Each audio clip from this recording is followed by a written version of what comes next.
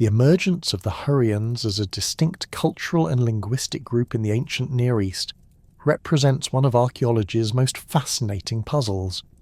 Unlike their Mesopotamian contemporaries who left behind extensive written records from relatively early periods, the Hurrians materialise gradually through archaeological traces scattered across the northern reaches of the Fertile Crescent, their presence initially detectable only through subtle shifts in pottery styles, settlement patterns, and eventually linguistic fragments embedded within cuneiform tablets of other civilizations. Archaeological investigations in the Kabul Triangle, the fertile region bounded by the Kabul River and its tributaries in northeastern Syria, have revealed the earliest substantial evidence of Hurrian occupation.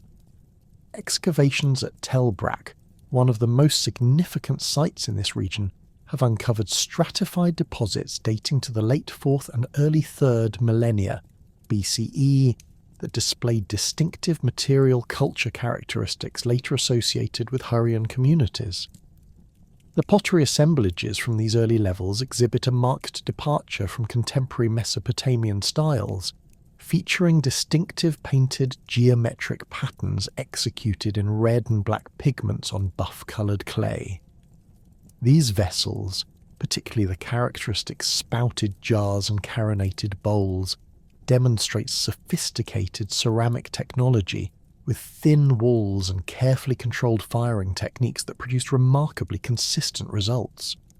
The settlement architecture revealed at these early sites provides crucial insights into Hurrian social organisation and urban planning concepts. Unlike the densely packed orthogonal city layouts favoured by Sumerian urban centres, early Hurrian settlements display a more organic growth pattern with curved streets following natural topographic features. Houses typically consisted of multi-room structures built around central courtyards, constructed using a combination of stone foundations and mud brick superstructures. The presence of specialised craft workshops, identifiable through concentrations of metallurgical debris, ceramic production areas, and textile working tools, indicates a degree of economic specialisation that suggests these communities had moved beyond simple subsistence agriculture. Metallurgical evidence from Kabul Triangle sites reveals sophisticated knowledge of copper and bronze working techniques. Analysis of slag deposits and crucible fragments indicates that Hurrian metalworkers had mastered complex alloying processes, producing bronze implements with carefully controlled tin content that optimized hardness and workability. Weapons recovered from these contexts, including distinctive socketed spearheads and curved daggers with elaborate hilts, demonstrate both functional effectiveness and artistic sophistication. The presence of imported raw materials, particularly tin and silver, points to extensive trade networks that connected these early Hurrian communities with the distant regions. The linguistic landscape of early Hurrian society presents scholars with considerable challenges due to the limited written evidence from this formative period. Proto-Hurrian, the reconstructed ancestral language of the later documented Hurrian dialects, belongs to the Unearthing language family, which stands as an isolate within the broader linguistic geography of the ancient Near East. This language family shows no clear genetic relationship to the Semitic languages dominating Mesopotamian civilization, the Indo-European languages spreading across Anatolia, or the various language families of the Iranian plateau. Comparative linguistic analysis suggests that Proto-Hurrian possessed an ergative case system, a grammatical feature that marks the subject of transitive verbs differently from the subject of intransitive verbs and the object of transitive verbs. This system, relatively uncommon among ancient Near Eastern languages, provides important clues about Hurrian cognitive patterns and worldview. The language also featured an elaborate system of verbal morphology with multiple aspectual distinctions and evidentiality markers that indicated the speaker's relationship to the information being conveyed. The earliest textual evidence for Hurrian language appears not in Hurrian contexts, but embedded within Akkadian administrative documents from sites across northern Mesopotamia. Personal names with distinctly Hurrian phonological characteristics begin appearing in cuneiform archives from the mid-3 RD millennium BCE, initially as isolated entries among predominantly Semitic nomenclature. These names often incorporate theophoric elements referencing deities later known from the Hurrian Pantheon, including Teshub, the storm god, and Hepat, the sun goddess. The gradual increase in frequency of such names within administrative records provides a quantitative measure of Hurrian demographic expansion and cultural influence. Trade relationships between early Hurrian communities and established Mesopotamian civilizations developed along multiple vectors, creating complex networks of cultural and economic exchange. Archaeological evidence indicates that Hurrian settlements served as crucial intermediaries in the flow of raw materials from Anatolian highlands to Mesopotamian urban centres. Obsidian from volcanic sources in eastern Anatolia appears consistently in Hurrian archaeological contexts, often worked into sophisticated blade tools and decorative objects before redistribution southward. Similarly, semi-precious stones including carnelian, lapis lazuli, and various agates passed through Hurrian trading networks, with evidence of local lapidary workshops producing finished ornaments and cylinder seals. The relationship between Hurrian communities and Sumerian civilization involved more than simple commercial exchange. Cylinder seals recovered from early Hurrian contexts display iconographic motifs clearly derived from Mesopotamian artistic traditions, yet executed with distinctive stylistic modifications. Contest scenes featuring heroes grappling with lions and bulls, a canonical theme in Mesopotamian glyptic art, appear on Hurrian seals with altered proportions and compositional arrangements that suggest local artistic interpretation rather than direct copying. Religious iconography shows similar patterns of adoption and adaptation, with Mesopotamian divine symbols integrated into compositions that also feature distinctly Hurrian elements. Akkadian influence on early Hurrian culture intensified during the later part of this formative period, coinciding with the expansion of the Akkadian Empire under Sargon of Akkad and his successors. Administrative practices adopted from Akkadian models appear in Hurrian settlements, including standardized systems of weights and measures and accounting procedures recorded on clay tablets. However, Hurrian communities maintained distinct cultural practices, particularly in religious observance and burial customs, that set them apart from their Mesopotamian neighbours. The geographic distribution of early Hurrian communities extended far beyond the core Khabur Triangle region, encompassing a vast arc of territory stretching from the foothills of the Taurus Mountains in southeastern Anatolia to the Zagros Piedmont in northern Iraq. Sites in the Diyala River Valley have yielded pottery and architectural remains consistent with Hurrian material culture, indicating significant population movements or cultural influence, extending into regions traditionally considered peripheral to Hurrian heartlands. Similarly, surveys in the Turkish provinces of Mardin and Sanliurfa have identified numerous tells with surface assemblages containing Hurrian-type ceramics and lithic industries. Settlement patterns across this extended geographic range reveal adaptive strategies tailored to diverse environmental conditions. In the well-watered plains of the Khabur Triangle, Hurrian communities established large nucleated settlements focused on intensive agriculture and craft production.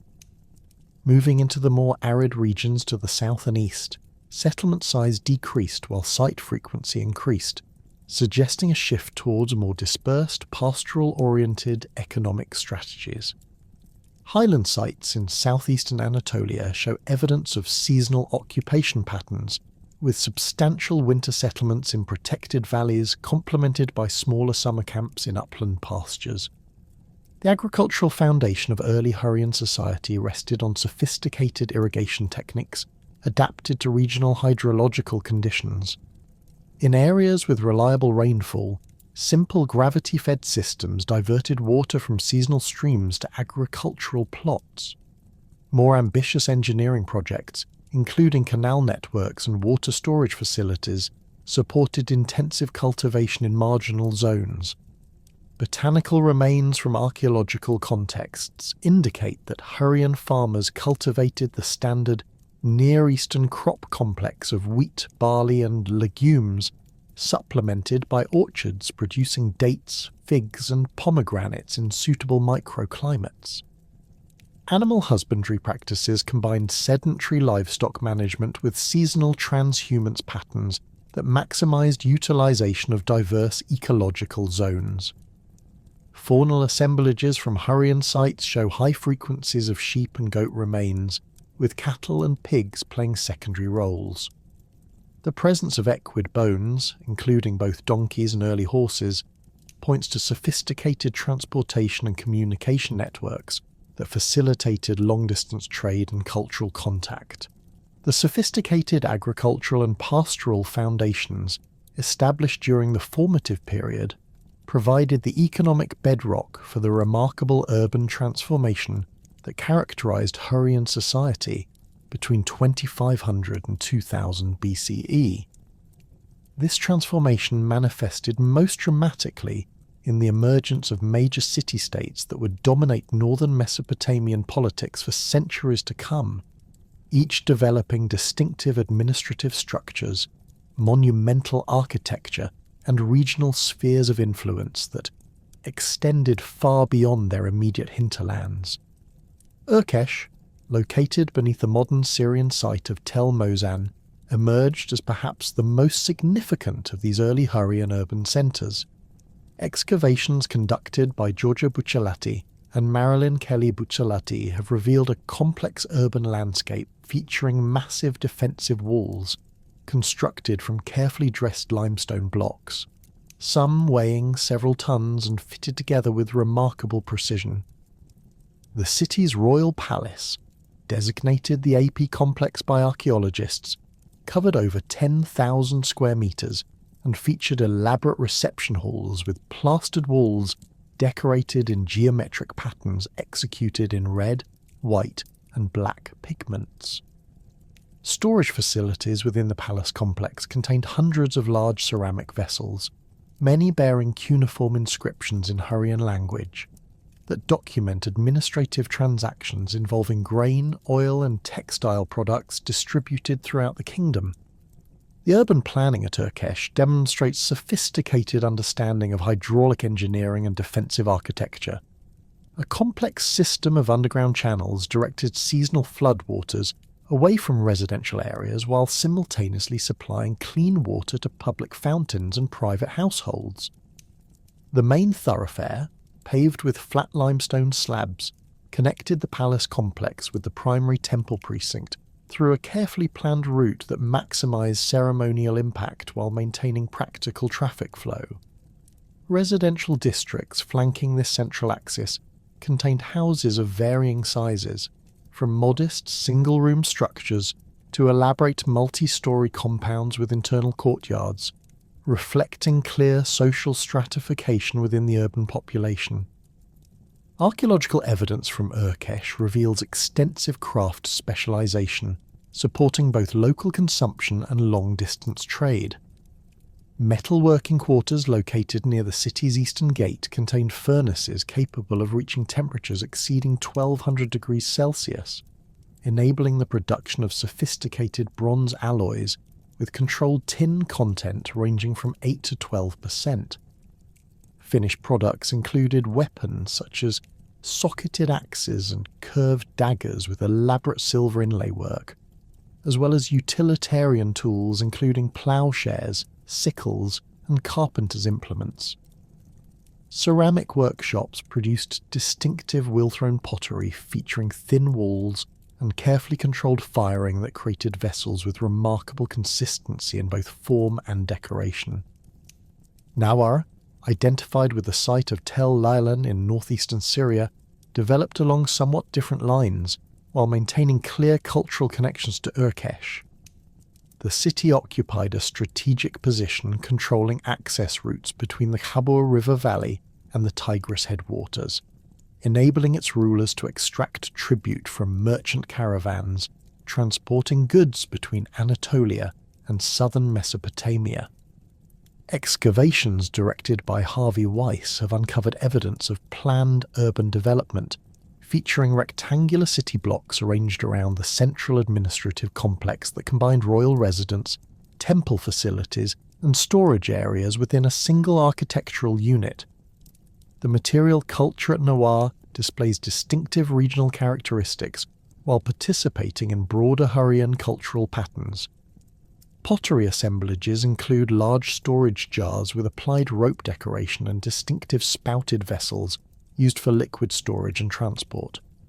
Cylinder seals recovered from administrative contexts feature iconographic programs combining traditional Mesopotamian motifs with distinctly Hurrian elements, including depictions of storm gods wielding lightning bolts and goddess figures associated with solar symbolism.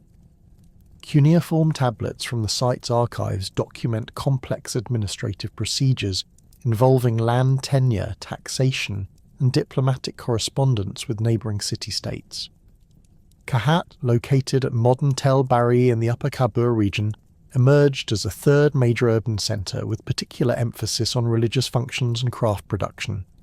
The site's temple complex, dedicated to the storm god Teshub, featured a massive ziggurat-like structure built from mud brick and faced with fired brick, decorated in glazed relief panels depicting mythological scenes.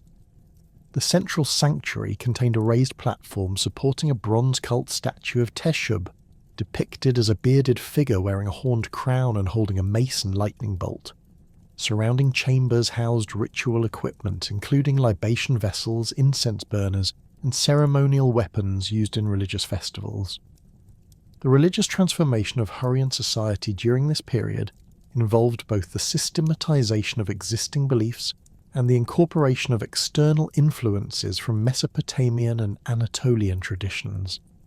Teshub, the storm god, emerged as the paramount deity within the Hurrian pantheon, embodying the life-giving power of seasonal rains and the destructive force of thunderstorms.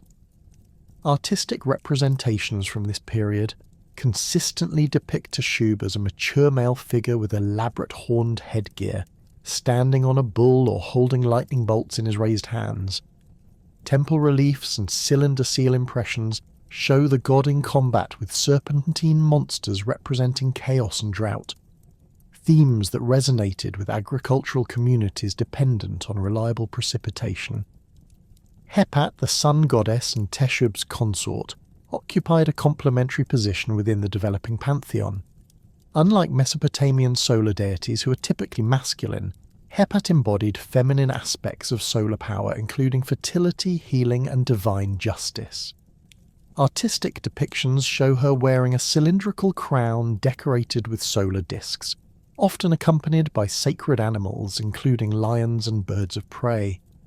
Temple inventories from Hurrian sites list elaborate cult equipment dedicated to Hepat, including golden solar discs, ceremonial mirrors, and ritual vessels used in dawn ceremonies that marked important agricultural seasons.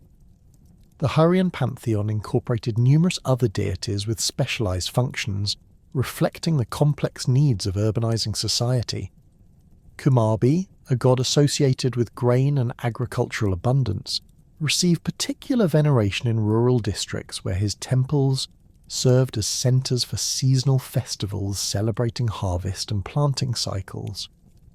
Shaushka, a goddess combining aspects of love, war, and healing, appealed particularly to urban populations engaged in craft production and long-distance trade. Her temples functioned as centers for commercial arbitration and contract enforcement, with priests serving as witnesses for important business transactions. Economic foundations supporting these urban centers rested on sophisticated integration of agricultural production, craft specialization, and commercial exchange. The fertile alluvial soils of the Khabur Triangle supported intensive cultivation of wheat and barley, using irrigation systems that channeled seasonal floodwaters through networks of canals and distribution channels. Agricultural surplus supported not only growing urban populations, but also enabled the maintenance of specialized craftsmen, religious personnel, and administrative officials who did not engage in direct food production. Metallurgical industries reached new levels of sophistication during this period, with Hurrian smiths developing innovative techniques for producing complex bronze alloys and decorative metalwork. Analysis of metal artifacts from urban contexts reveals sophisticated understanding of alloying principles, with copper-tin ratios carefully adjusted to optimize specific functional characteristics. Weapons required high tin content for maximum hardness, while decorative objects used lower tin percentages to facilitate detailed engraving and inlay work. Silver and gold objects, though less common, demonstrate equally advanced techniques including granulation, filigree work, and complex repousse decoration. Textile production emerged as another major economic sector, with archaeological evidence indicating large-scale processing of wool and flax into finished fabrics for both local consumption and export.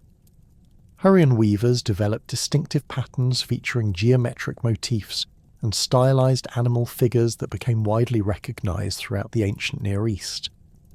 Luxury textiles incorporated imported materials including silk threads from Central Asia and dyes derived from a Mediterranean murex shells, creating products that commanded premium prices in international markets.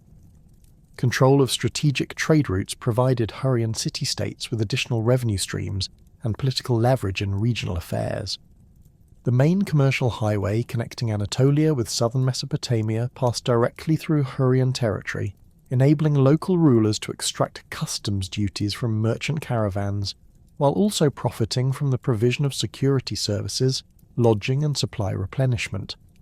Hurrian merchants established trading posts in distant cities, creating networks that facilitated not only commercial exchange, but also diplomatic communication and cultural transmission. Social stratification within Hurrian urban centres became increasingly pronounced during this period, with clear distinctions emerging between aristocratic elites, specialised craftsmen, ordinary citizens, and dependent labourers. Palace archives document the existence of noble families who controlled extensive agricultural estates worked by tenant farmers and seasonal labourers. These aristocratic households maintained elaborate residences within urban centres, while also possessing rural properties that provided agricultural income and raw materials for craft production. Specialised craftsmen occupied an intermediate social position, enjoying higher status than ordinary farmers or labourers, while remaining dependent on aristocratic and royal patronage. Master craftsmen often headed workshops employing multiple assistants and apprentices, creating hierarchical production systems that enabled the manufacture of complex products requiring diverse technical skills. Guild-like organisations may have regulated craft production, though direct evidence for formal guild structures remains limited in the archaeological record. The emergence of professional military classes reflected the increasingly competitive political environment as Hurrian city-states expanded their territorial control and came into conflict with neighbouring powers. Weapons technology advanced significantly during this period, with Hurrian smiths producing sophisticated bronze weapons, including composite bows, scale armour, and horse-drawn chariots that provided tactical advantages in both siege warfare and open battle. Professional soldiers received land grants and other compensation that distinguished them from temporary militia forces recruited during emergencies. Administrative systems developed to manage the complex economic and political relationships within expanding city-states drew heavily on Mesopotamian models while incorporating distinctly Hurrian elements. Cuneiform writing, adapted for recording the Hurrian language, enabled the creation of detailed records documenting land ownership, taxation, legal proceedings, and diplomatic correspondence. Scribal schools trained administrative personnel in both practical record-keeping skills and literary traditions that preserved Hurrian cultural identity across generations. The political consolidation that transformed scattered Hurrian city-states into the unified Mitanni Kingdom around 1500 BCE represented one of the most dramatic shifts in ancient Near Eastern power dynamics. This transformation emerged from a complex interaction between established Hurrian urban elites and incoming Indo-Aryan warrior groups who brought revolutionary military technologies and organizational concepts that fundamentally altered the region's political landscape. The Indo-Aryan element in Mitanni's formation has been documented through extensive linguistic evidence preserved in cuneiform archives from Nutsi, Alalach, and other sites throughout the kingdom. Personal names of Mitanni royalty and nobility frequently incorporate Indo-Aryan linguistic elements, including theophoric compounds referencing Vedic deities such as Indra, Varuna, and the Nasatiya twins.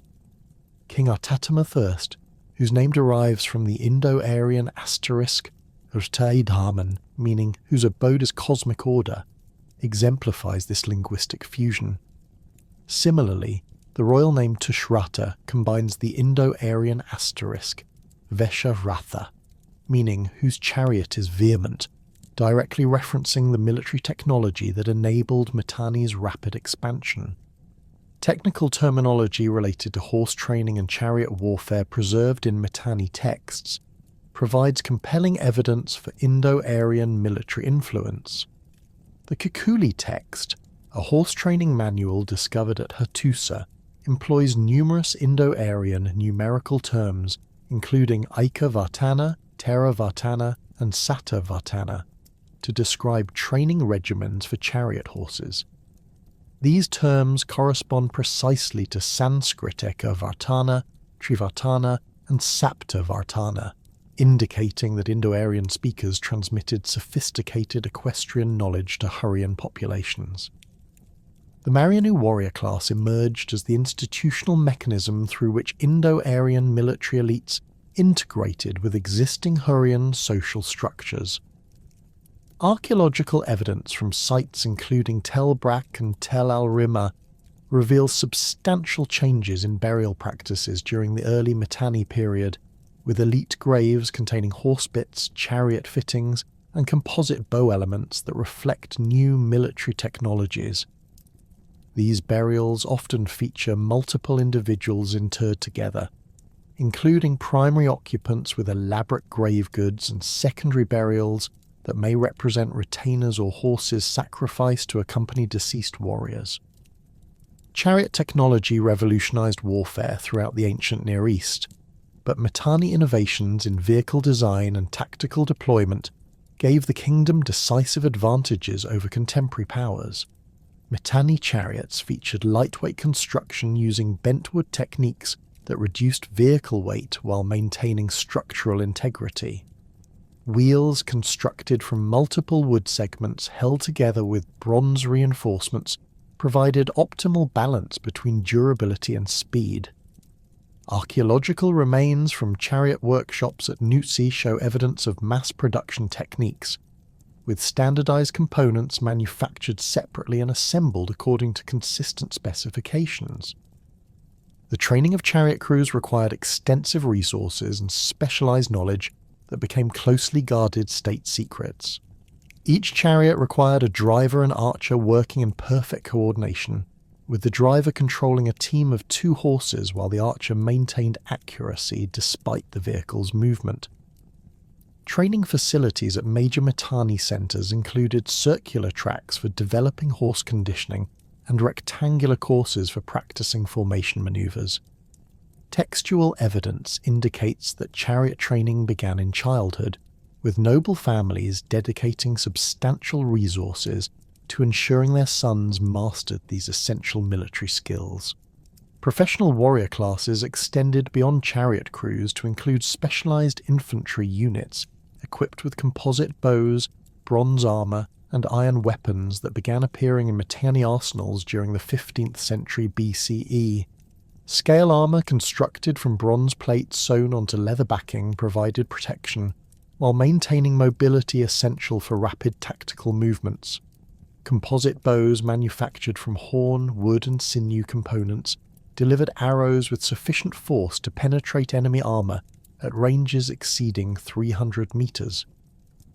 Territorial expansion under the early Mitanni kings followed strategic patterns designed to control key trade routes and agricultural regions while establishing defensive positions against potential enemies. Shatana I, whose reign began around 1500 BCE, initiated campaigns that brought much of northern Mesopotamia under Mitanni control. His forces captured Assyrian territories along the Tigris River, establishing Mitanni garrisons at strategic locations including Ashur and Arbela. These conquests provided access to lucrative trade routes connecting Anatolia with southern Mesopotamia, while also securing agricultural lands that supported the kingdom's expanding population.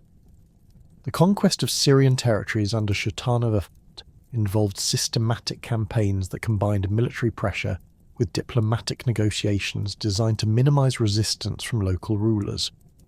Many Syrian city-states accepted Mitanni suzerainty in exchange for guarantees of local autonomy and protection from Egyptian expansion. Archaeological evidence from sites including Alalach and Ugarit shows continuity in local administrative practices despite political subordination to Mitanni overlordship, suggesting that the kingdom adopted flexible governance strategies that preserved existing social structures while extracting tribute and military service. Pashatata, Shatana I's successor, extended Mitanni control into Anatolian territories through campaigns that brought the kingdom into direct conflict with Hittite expansion. Mitanni forces crossed the Euphrates River and established control over strategic locations including Carchemish, which commanded the primary crossing point between Syria and Anatolia. The capture of Carchemish provided Mitanni with a forward base for operations against Hittite territories while also generating substantial revenue from customs duties levied on commercial traffic. Military engineering capabilities developed rapidly during this expansion period, with Mitanni forces demonstrating sophisticated siege techniques that enabled the capture of heavily fortified cities. Siege equipment included battering rams constructed from bronze-reinforced timber, mobile towers that provided elevated platforms for archers, and undermining techniques that collapsed defensive walls by digging tunnels beneath their foundations. The successful siege of Washukani, which became the Mitanni capital, required extensive engineering work to divert water sources and construct assault ramps that enabled attacking forces to reach the city's walls. Diplomatic relationships with major powers reflected Mitanni's emergence as a dominant regional force capable of negotiating from positions of strength. Early contacts with Egypt involved both conflict and cooperation, as the two kingdoms competed for control over Syrian territories. Thutmose I's campaigns into Syria around 1500 BCE encountered fierce resistance from Mitanni forces, resulting in indecisive battles that established rough spheres of influence rather than clear territorial boundaries. The relationship with Assyria evolved from initial conquest to complex arrangements that recognized Mitanni suzerainty while preserving Assyrian administrative structures. Mitanni kings appointed governors to oversee Assyrian territories, but these officials often came from established Assyrian noble families who maintained local legitimacy while serving Mitanni interests. Tribute payments from Assyrian territories included agricultural products, manufactured goods, and military personnel who served in Mitanni armies during major campaigns. Hittite-Mitanni relations during this period involved constant border conflicts punctuated by temporary truces that allowed both kingdoms to consolidate their gains. The Hittite king Hattusili's campaigns against Mitanni territories around 1480 BCE resulted in the temporary capture of several Syrian cities, but Mitanni counterattacks quickly restored the previous territorial arrangements. These conflicts established patterns of warfare that would continue for centuries, with neither kingdom achieving decisive victory despite repeated military campaigns. Administrative innovations developed to govern the expanded Mitanni territories combined Hurrian traditions with new organizational concepts adapted from conquered populations. Provincial governors appointed by the king maintained control over distant territories through networks of local officials who collected tribute, administered justice, and mobilized military forces when required.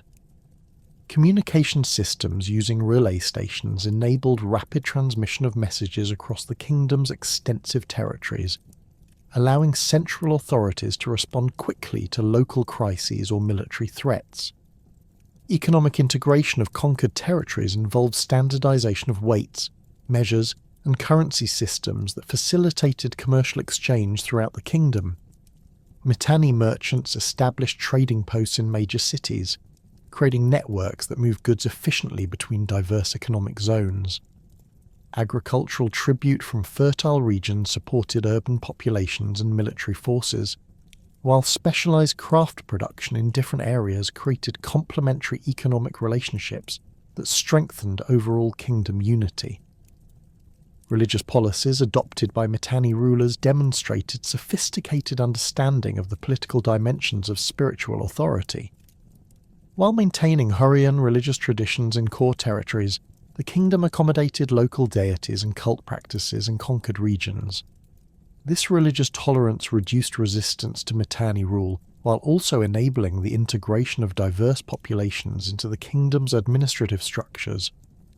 Royal patronage of major temples throughout the kingdom created networks of religious officials who supported central authority while maintaining local cultural traditions. Urban development projects initiated during the expansion period transformed major cities into impressive centres that demonstrated Mitanni power and prosperity. Washukani, the kingdom's capital, underwent massive construction projects that created monumental architecture rivaling contemporary centres in Egypt and Mesopotamia. The royal palace complex covered over 20 hectares and featured elaborate reception halls decorated with painted reliefs depicting royal victories and divine protection.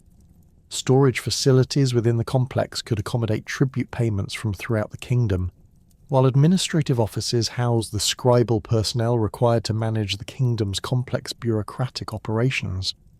The transformation of Mitanni from an aggressive expansionist power into a sophisticated diplomatic player reached its culmination under King Artatama I, whose reign marked the beginning of a century-long period of unprecedented prosperity and international prestige.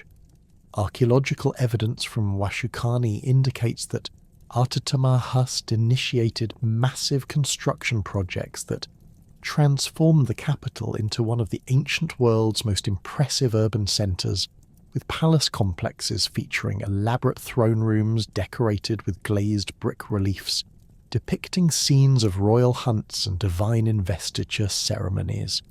The king's diplomatic revolution began with his recognition that continued military confrontation with Egypt would drain resources needed for internal development and leave both kingdoms vulnerable to Hittite expansion.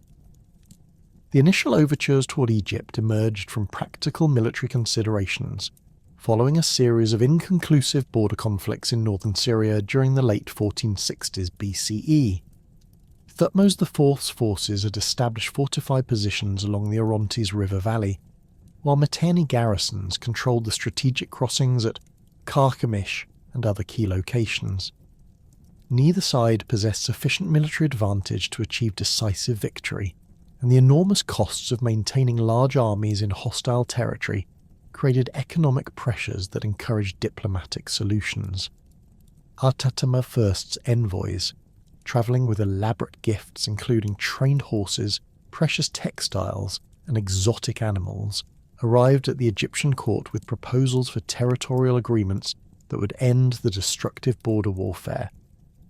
The negotiations that followed established precedents for international diplomacy that influenced ancient Near Eastern politics for centuries. Rather than simple territorial concessions, the agreements crafted by Artatama I and Thutmose IV created sophisticated arrangements for shared control over disputed regions, with both kingdoms maintaining commercial access while dividing administrative responsibilities. The treaty texts, preserved in fragmentary form on cuneiform tablets from Amarna, detail complex provisions for extradition of fugitives, protection of merchants, and and coordination of military responses to threats from third parties. Artatamith I's diplomatic strategy extended beyond mere conflict resolution to encompass comprehensive alliance arrangements that position Mitanni as an equal partner with Egypt in regional affairs. The king's correspondence with Thutmose IV, written in Akkadian using diplomatic protocols that reflected mutual respect rather than subordination, addressed the Egyptian pharaoh as "my brother," and proposed joint actions against common enemies including the Hittites and various Mesopotamian powers. These letters reveal sophisticated understanding of international law concepts, including territorial sovereignty, diplomatic immunity, and treaty obligations that bound successor rulers. The marriage alliance between Artatamith's daughter and Thutmose IV represented a revolutionary development in ancient Near Eastern diplomacy, establishing patterns of royal intermarriage that would become standard practice among major powers. Unlike earlier political marriages that typically involved tribute relationships between dominant and subordinate rulers, the Mitanni-Egyptian union created genuine partnership arrangements with elaborate ceremonies that honoured both kingdoms' traditions. Egyptian records describe the Mitanni princess's arrival in Memphis, accompanied by a retinue of hundreds of attendants, craftsmen, and religious personnel who established permanent Hurrian communities within Egyptian territory. The wedding festivities extended over several months and included elaborate gift exchanges that demonstrated both kingdoms' wealth and technological capabilities. Artatamith's presents to the Egyptian court included dozens of trained chariot horses with elaborate bronze and silver harness fittings, ceremonial weapons decorated with gold inlay work and luxury textiles, featuring complex geometric patterns executed in expensive imported dyes. Egyptian reciprocal gifts included precious metals, exotic woods, and manufactured goods that showcase the kingdom's advanced craft production capabilities. The integration of the Mitanni princess into Egyptian royal society involved careful attention to religious and cultural sensitivities that preserved her Hurrian identity while enabling participation in Egyptian court life. Temple inscriptions from Karnak describe special shrines established for Hurrian deities within Egyptian religious complexes, allowing the princess and her retinue to maintain traditional worship practices. These arrangements created precedents for religious tolerance that facilitated subsequent diplomatic marriages and cultural exchanges between the kingdoms. Amenhotep III's reign witnessed the expansion and refinement of the diplomatic relationship established by his predecessor, with multiple marriage alliances that created extensive kinship networks linking the Egyptian and Mitanni royal families. The pharaoh's correspondence with King Shutana II reveals sophisticated negotiations over bride prices, dowry arrangements, and ceremonial protocols that reflected the evolving nature of international diplomacy. These letters, preserved among the Amarna archives, provide unprecedented insights into the personal relationships between ancient rulers and the complex calculations that influenced political decision-making. The arrival of Shutana II's daughter at the Egyptian court involved even more elaborate preparations than previous royal marriages, with specially constructed river barges transporting the bridal party down the Nile while crowds gathered at riverside settlements to witness the procession. Egyptian artists recorded the event in detailed wall paintings that show the Mitanni princess wearing distinctive Hurrian royal regalia, including a cylindrical crown decorated with solar discs and elaborate jewellery featuring carnelian and lapis lazuli inlays. The wedding ceremony itself combined Egyptian and Hurrian ritual elements, creating hybrid religious practices that symbolise the political union between the kingdoms. The Amarna letters provide extraordinary documentation of the cultural and technological exchanges that flourished during this diplomatic golden age.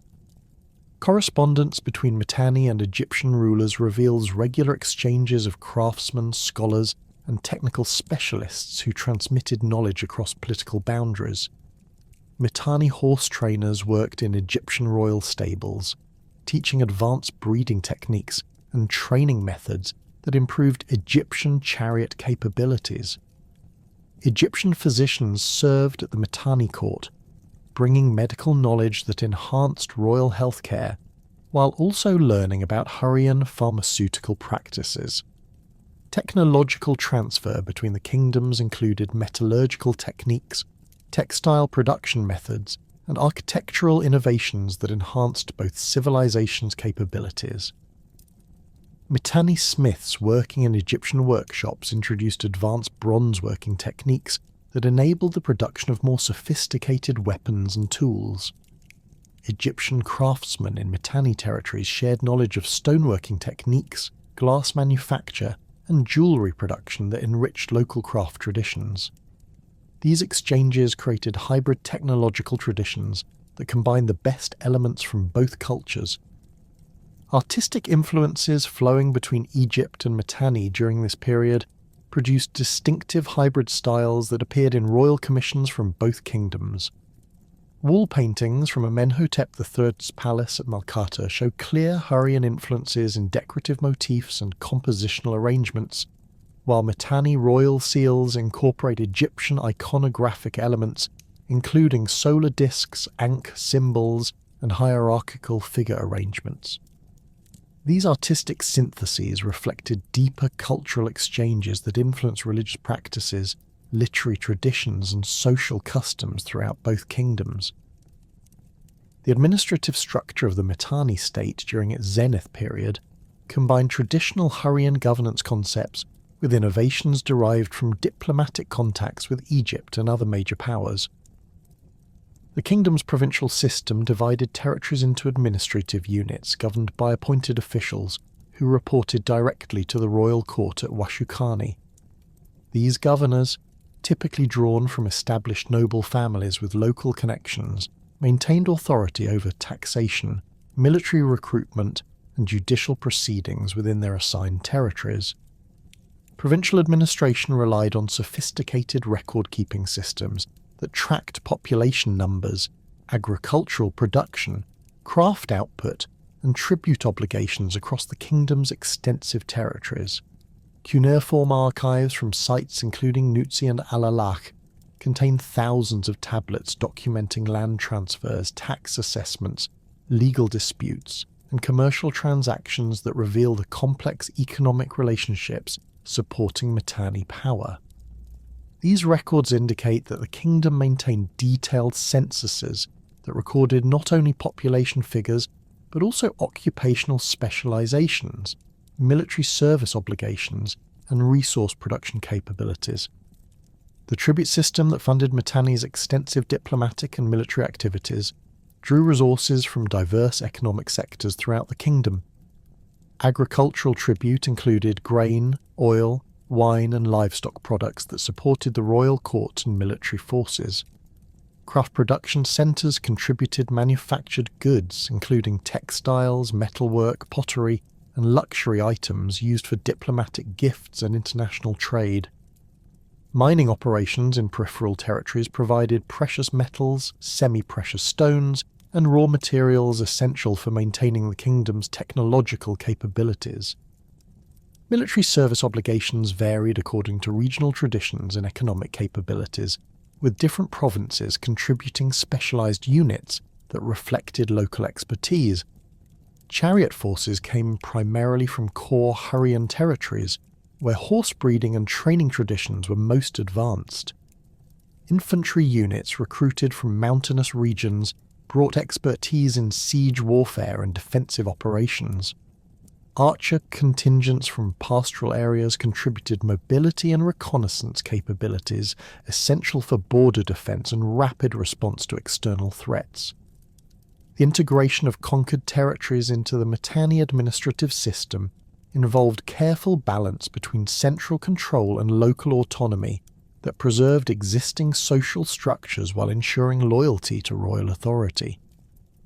Local rulers who accepted Mitanni suzerainty retained ceremonial positions and limited governing authority in exchange for tribute payments and military service. These arrangements created buffer zones that protected core Mitanni territories while extending the kingdom's influence into strategic regions. Judicial systems operating throughout Mitanni territories combined royal law codes with local legal traditions, creating hybrid legal frameworks that addressed the diverse needs of the kingdom's multicultural population. Royal courts handled major criminal cases, territorial disputes, and matters involving international law, while local tribunals managed routine civil disputes, commercial disagreements, and minor criminal offences. Legal procedures incorporated elements from Hurrian, Mesopotamian, and other legal traditions, creating comprehensive systems that commanded respect from diverse population groups. Commercial regulations established uniform standards for weights, measures, and currency that facilitated trade throughout the kingdom, while also generating revenue through taxation and customs duties. Market towns throughout Mitanni territories maintained standardized facilities for commercial exchange, with royal officials monitoring transactions and collecting appropriate fees. International trade agreements negotiated with Egypt, Assyria, and other powers created preferential arrangements that enhanced Mitanni merchants' competitive advantages in regional markets. The kingdom's economic prosperity during this zenith period supported extensive cultural development that produced remarkable achievements in literature, art, and religious expression. Royal patronage of temples throughout Mitanni territories funded construction projects that created impressive religious complexes, featuring elaborate architectural decoration and sophisticated artistic programs. These temples served not only as centres for religious worship, but also as repositories for cultural knowledge, housing libraries, schools, and workshops that preserved and transmitted Hurrian intellectual traditions. Educational institutions supported by royal funding trained scribes, priests, craftsmen, and administrative officials who staffed the kingdom's complex governmental apparatus. These schools combined practical instruction in record-keeping, legal procedures, and technical skills with broader cultural education that included literature, history, and religious studies. The curriculum incorporated materials from Egyptian, Mesopotamian, and other foreign traditions, creating cosmopolitan educational programs that prepared students for careers in international diplomacy and commerce. The magnificent diplomatic achievements and cultural flowering that characterized Mitanni's zenith period began to unravel dramatically following the death of Sultana II around 1350 BCE. The succession crisis that erupted immediately after his death exposed fundamental weaknesses in the kingdom's political structure and provided opportunities for ambitious neighbours to exploit Mitanni's internal divisions. Archaeological evidence from Washukani shows signs of hasty fortification work and incomplete construction projects during this period, suggesting that resources were rapidly diverted from peaceful development to military preparations as competing claimants mobilized their supporters. The disputed succession centered on two primary claimants, Artatama II, who claimed legitimacy through direct patrilineal descent, and Tushratta, Sultana II's younger son, who had secured support from powerful court factions and provincial governors. Cuneiform tablets from administrative archives at Nusi and other sites reveal the complex political manoeuvring that preceded open warfare, with both claimants distributing land grants, tax exemptions, and military commands to secure loyalty from key supporters. The fragmentary nature of these records reflects the chaotic conditions that disrupted normal administrative functions as the kingdom split into opposing camps. Artatama II's initial advantages included recognition from several provincial governors in eastern territories and support from traditional Hurrian noble families who viewed him as the legitimate heir according to established succession customs. His forces controlled strategic locations along the Tigris River Valley, providing access to tribute revenues from Assyrian territories and enabling recruitment of military specialists from regions with strong warrior traditions. Archaeological evidence from Tel al-Rima and other sites in this region shows increased weapons production during the early 1350s, with bronze working facilities expanding their output of spearheads, arrowheads, and armour components. Tushratta's power base centered on the western provinces and included crucial support from chariot-owning aristocrats who formed the kingdom's military elite. His alliance with the Marianu warrior class provided access to the kingdom's most effective military units, while his control of Washukani gave him symbolic legitimacy and access to the royal treasury.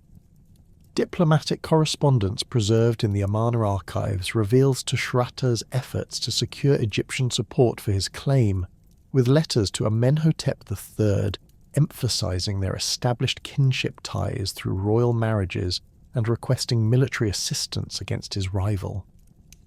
The civil war that erupted around 1348 BCE devastated Mitanni's military capabilities and economic infrastructure, as both sides competed for control of strategic territories and revenue sources.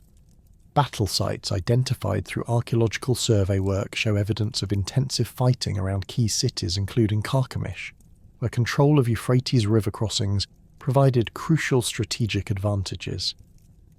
Destruction layers at urban sites throughout the kingdom contain burned buildings, scattered weapons, and hastily buried hoards of valuables that reflect the widespread violence and economic disruption caused by the prolonged conflict. Military tactics employed during the Civil War adapted traditional Mitanni warfare methods to the specific challenges of fighting fellow Hurrians who possessed identical weapons, training, and tactical knowledge.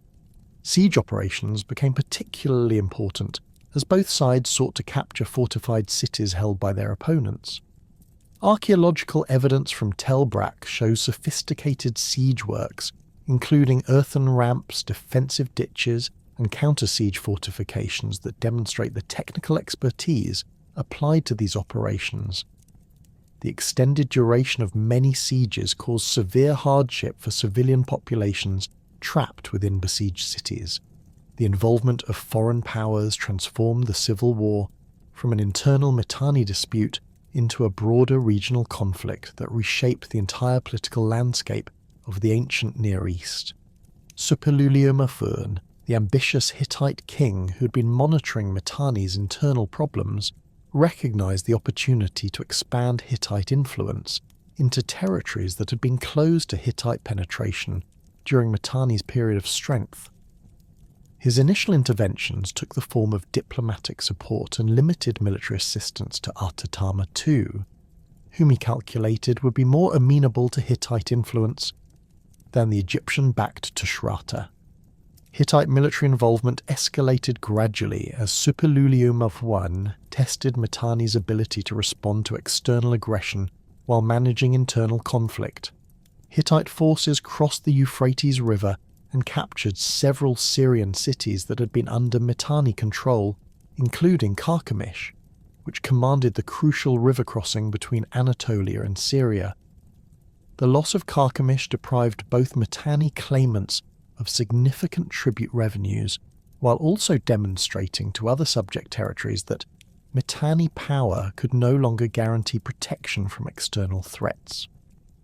The sophisticated intelligence network that Suppiluliuma first had developed throughout Syrian territories enabled Hittite forces to exploit local grievances against Mitanni rule and recruit allies from among disaffected populations. Cuneiform tablets from Hittite archives describe negotiations with Syrian city-states whose rulers had grown resentful of Mitanni tribute demands and military service obligations.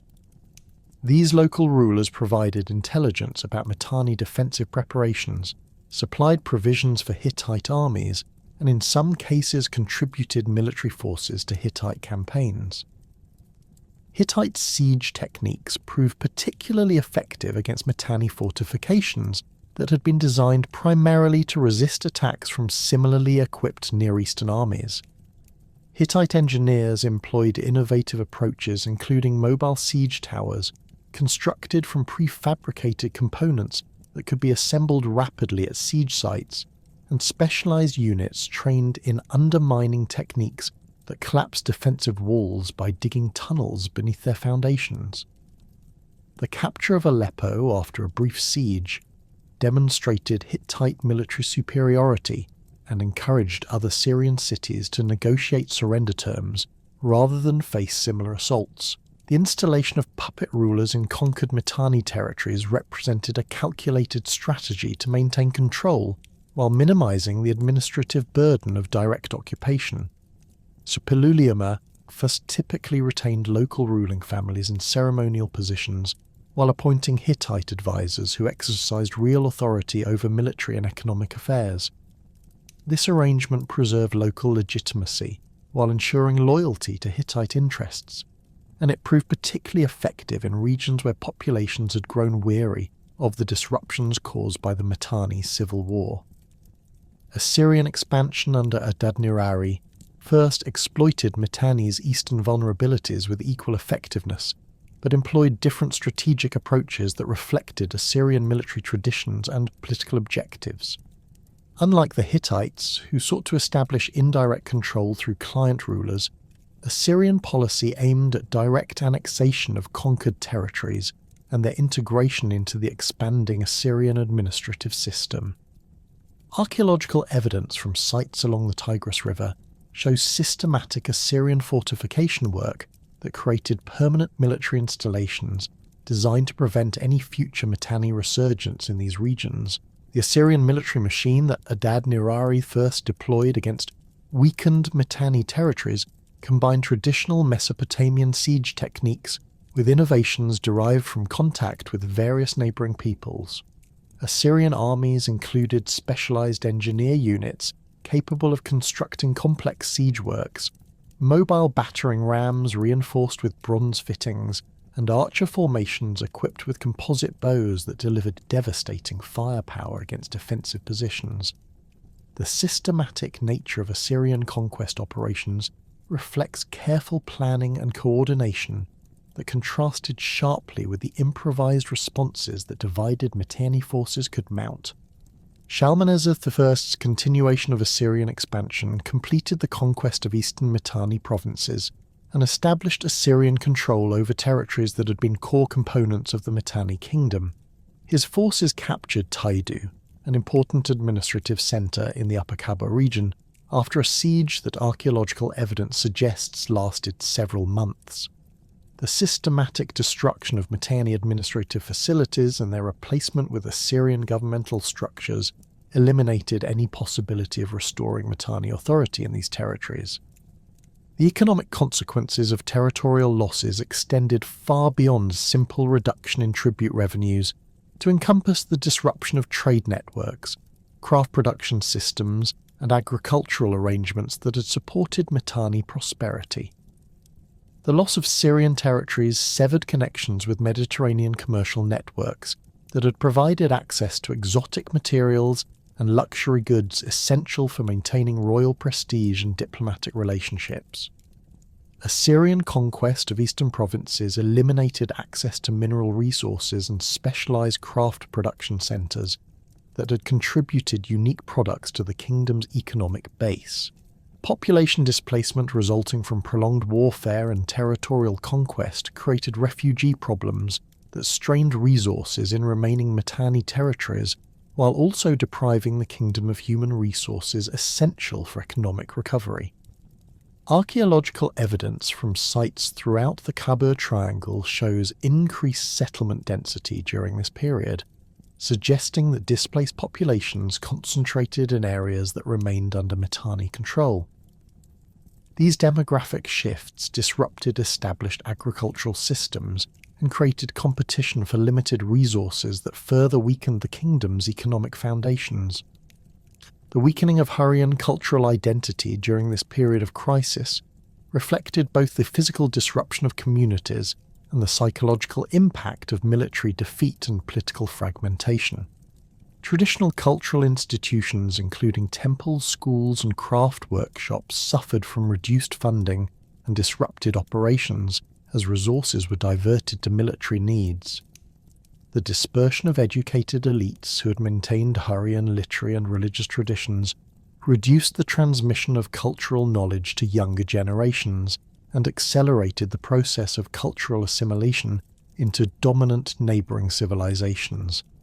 Religious practices that had reinforced Hurrian identity faced particular challenges as communities lost access to traditional cult centres and priestly hierarchies that had maintained ritual knowledge and ceremonial traditions. The destruction or abandonment of major temples disrupted festival cycles that had marked seasonal transitions and community celebrations, while the displacement of populations separated families from ancestral burial grounds and local shrines that had anchored religious identity. These disruptions created spiritual crises that undermined confidence in traditional deities and religious practices. The linguistic consequences of political fragmentation and population displacement accelerated the decline of Hurrian as a spoken language in favour of Akkadian, Hittite, and other dominant regional languages that offered better opportunities for economic advancement and social mobility. Administrative records from this period show increasing use of Akkadian even in internal Mitanni documents, suggesting that scribal training was shifting toward languages that remained useful in the changing political environment. This linguistic transition represented a fundamental transformation in cultural identity that would prove irreversible even if political independence could be restored.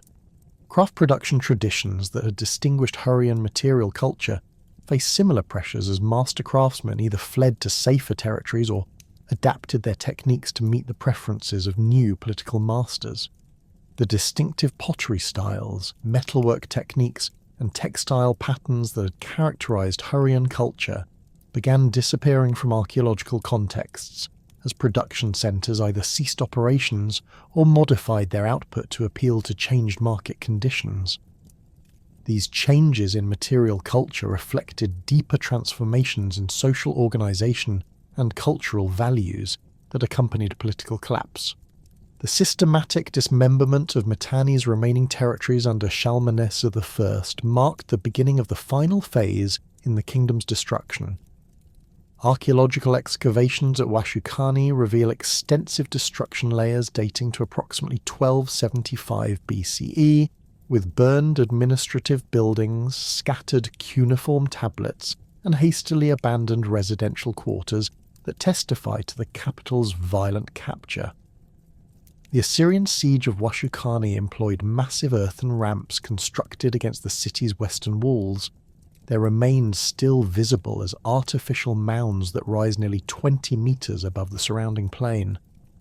Assyrian engineers had learned from earlier siege operations and deployed specialised units equipped with bronze-tipped battering rams, mobile wooden towers, and teams of sappers who undermined defensive walls through carefully planned tunnel systems.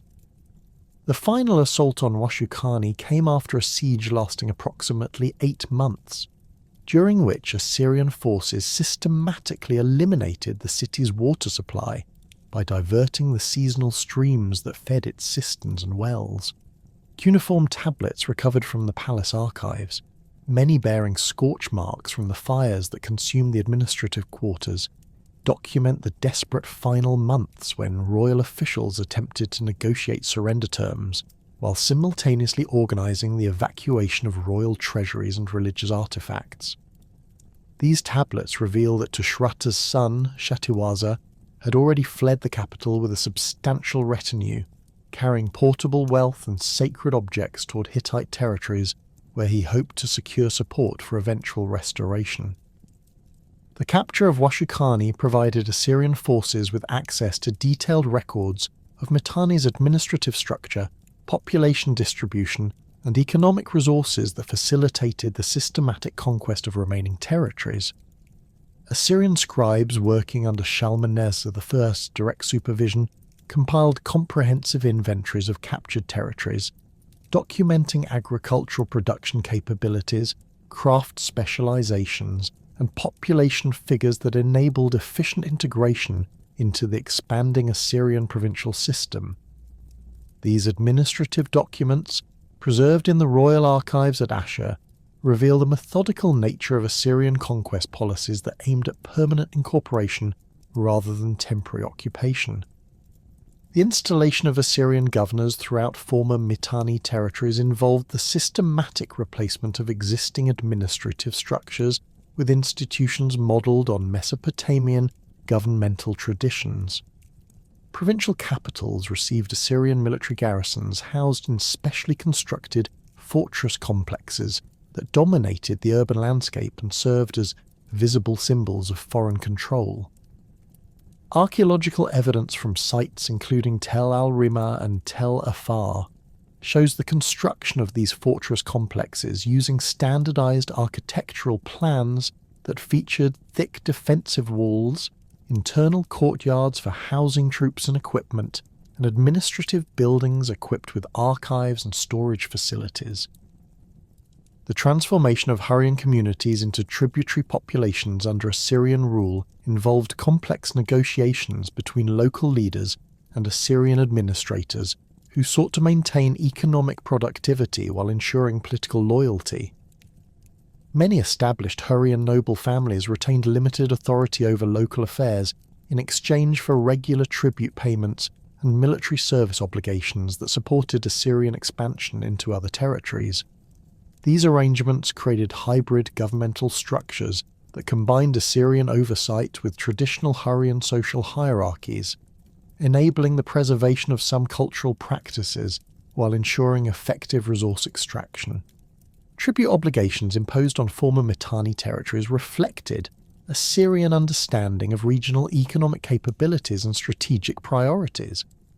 Agricultural districts in the fertile Kabo Triangle faced heavy grain levies that supplied Assyrian armies and urban populations, while regions with specialized craft production contributed manufactured goods including textiles, metalwork and luxury items used for diplomatic gifts and royal consumption. Pastoral areas provided livestock, leather goods, and military personnel trained in cavalry operations that enhanced Assyrian tactical capabilities. The systematic deportation of skilled craftsmen and educated elites from conquered Hurrian territories represented a calculated policy designed to prevent organized resistance while simultaneously enhancing Assyrian technological capabilities. Cuneiform records from Assyrian administrative centers document the forced relocation of metalworkers, scribes, horse trainers, and other specialists who possessed knowledge valuable to the expanding empire. These deportees typically received privileged treatment in their new locations, with land grants and protected status that encouraged cooperation while separating them from their original communities and cultural contexts. Hurrian populations remaining in their traditional territories faced increasing pressure to adopt Assyrian cultural practices and abandon distinctive elements of their heritage that might serve as focal points for resistance movements.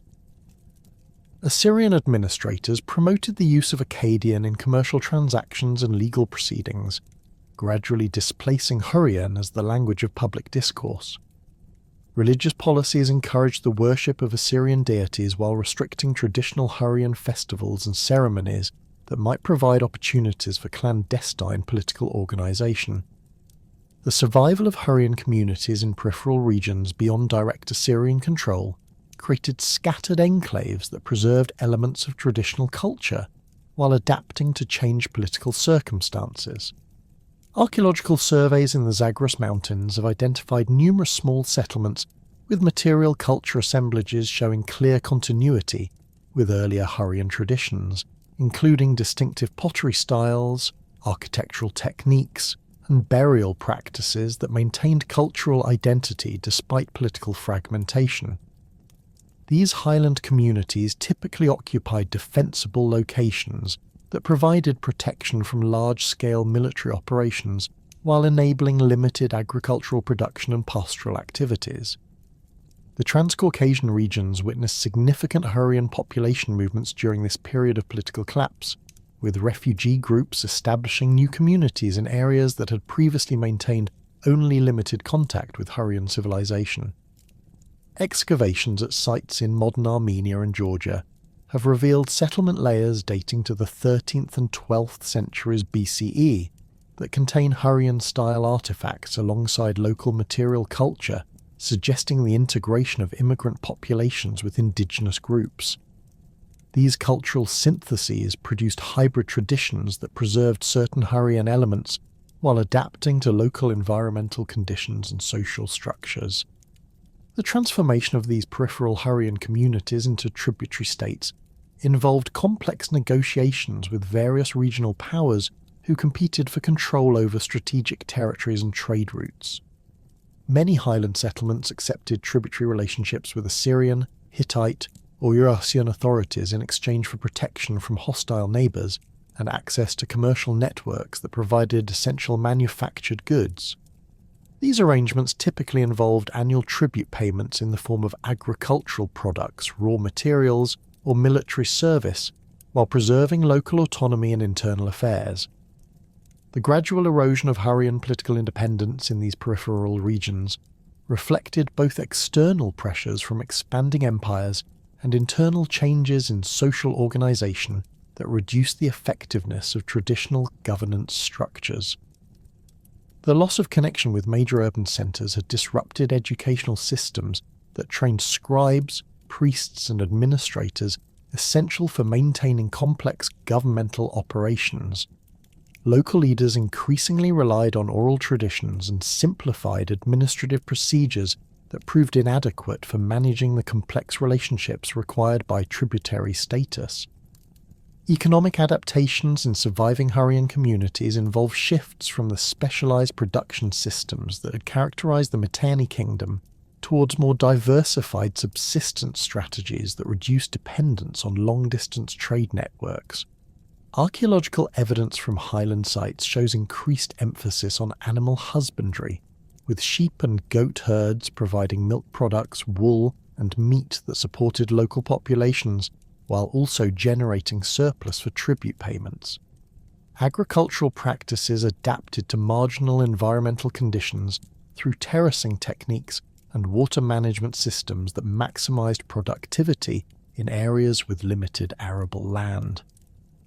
The preservation of Hurrian cultural elements within Assyrian administrative and religious contexts occurred through various mechanisms that reflected both practical necessities and deliberate policy decisions.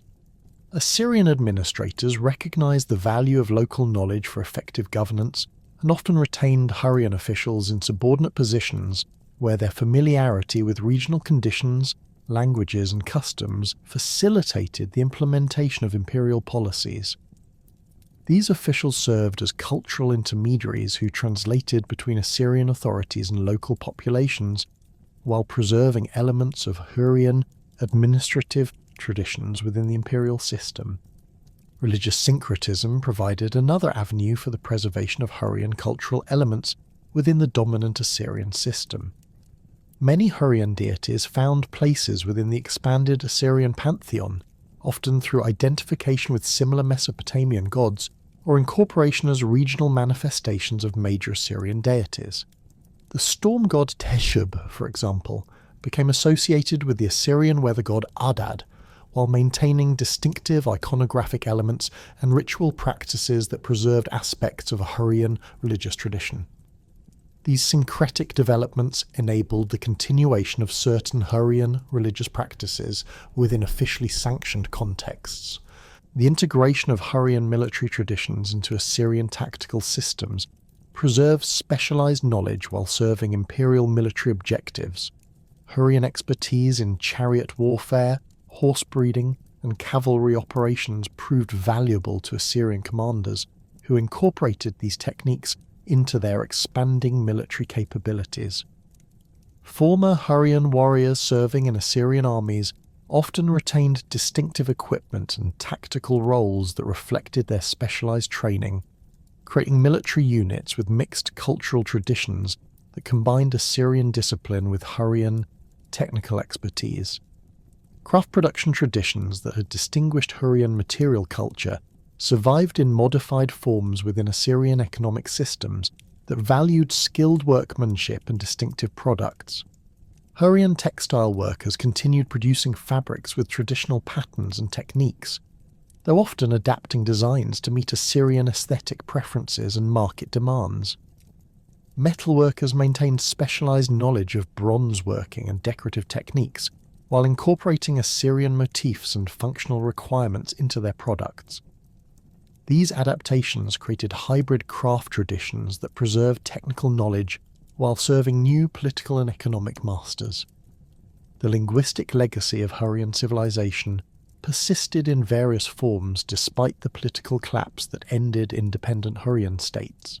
Hurrian personal names continued appearing in cuneiform documents from Assyrian territories, indicating that many families maintained traditional naming practices, even while adopting Akkadian for public and commercial purposes.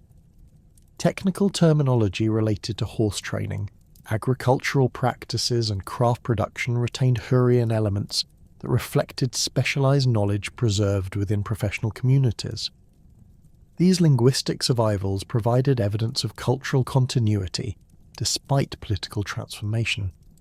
Educational institutions that had maintained Hurrian intellectual traditions faced severe disruption during the period of political collapse, but elements of traditional knowledge survived through informal transmission networks and adaptation to new institutional contexts. Former scribes and priests who had received traditional Hurrian education often found employment in Assyrian administrative systems, where they contributed specialized knowledge while gradually adapting to Mesopotamian scholarly traditions. This process created hybrid intellectual traditions that preserved certain elements of Hurrian learning within Assyrian cultural contexts. The archaeological record from sites throughout former Mitanni territories reveals the complex processes through which Hurrian communities adapted to political fragmentation and foreign domination. Settlement patterns show both continuity and change, with some locations maintaining occupation under new political arrangements, while others experienced abandonment and resettlement by different populations. Material culture assemblages from this transitional period display mixing of Hurrian, Assyrian, and other cultural elements that reflect the complex social negotiations required for survival under changed circumstances. The documentation of Hurrian cultural survival in Assyrian contexts comes primarily from administrative archives that recorded the activities of deportees and local populations serving imperial interests. These cuneiform tablets provide detailed information about individuals with Hurrian names working as craftsmen, scribes, military personnel, and agricultural specialists throughout the Assyrian Empire. Their careers and family histories reveal strategies for maintaining cultural identity while adapting to imperial requirements, creating patterns of cultural persistence that would influence the development of later civilizations in the region.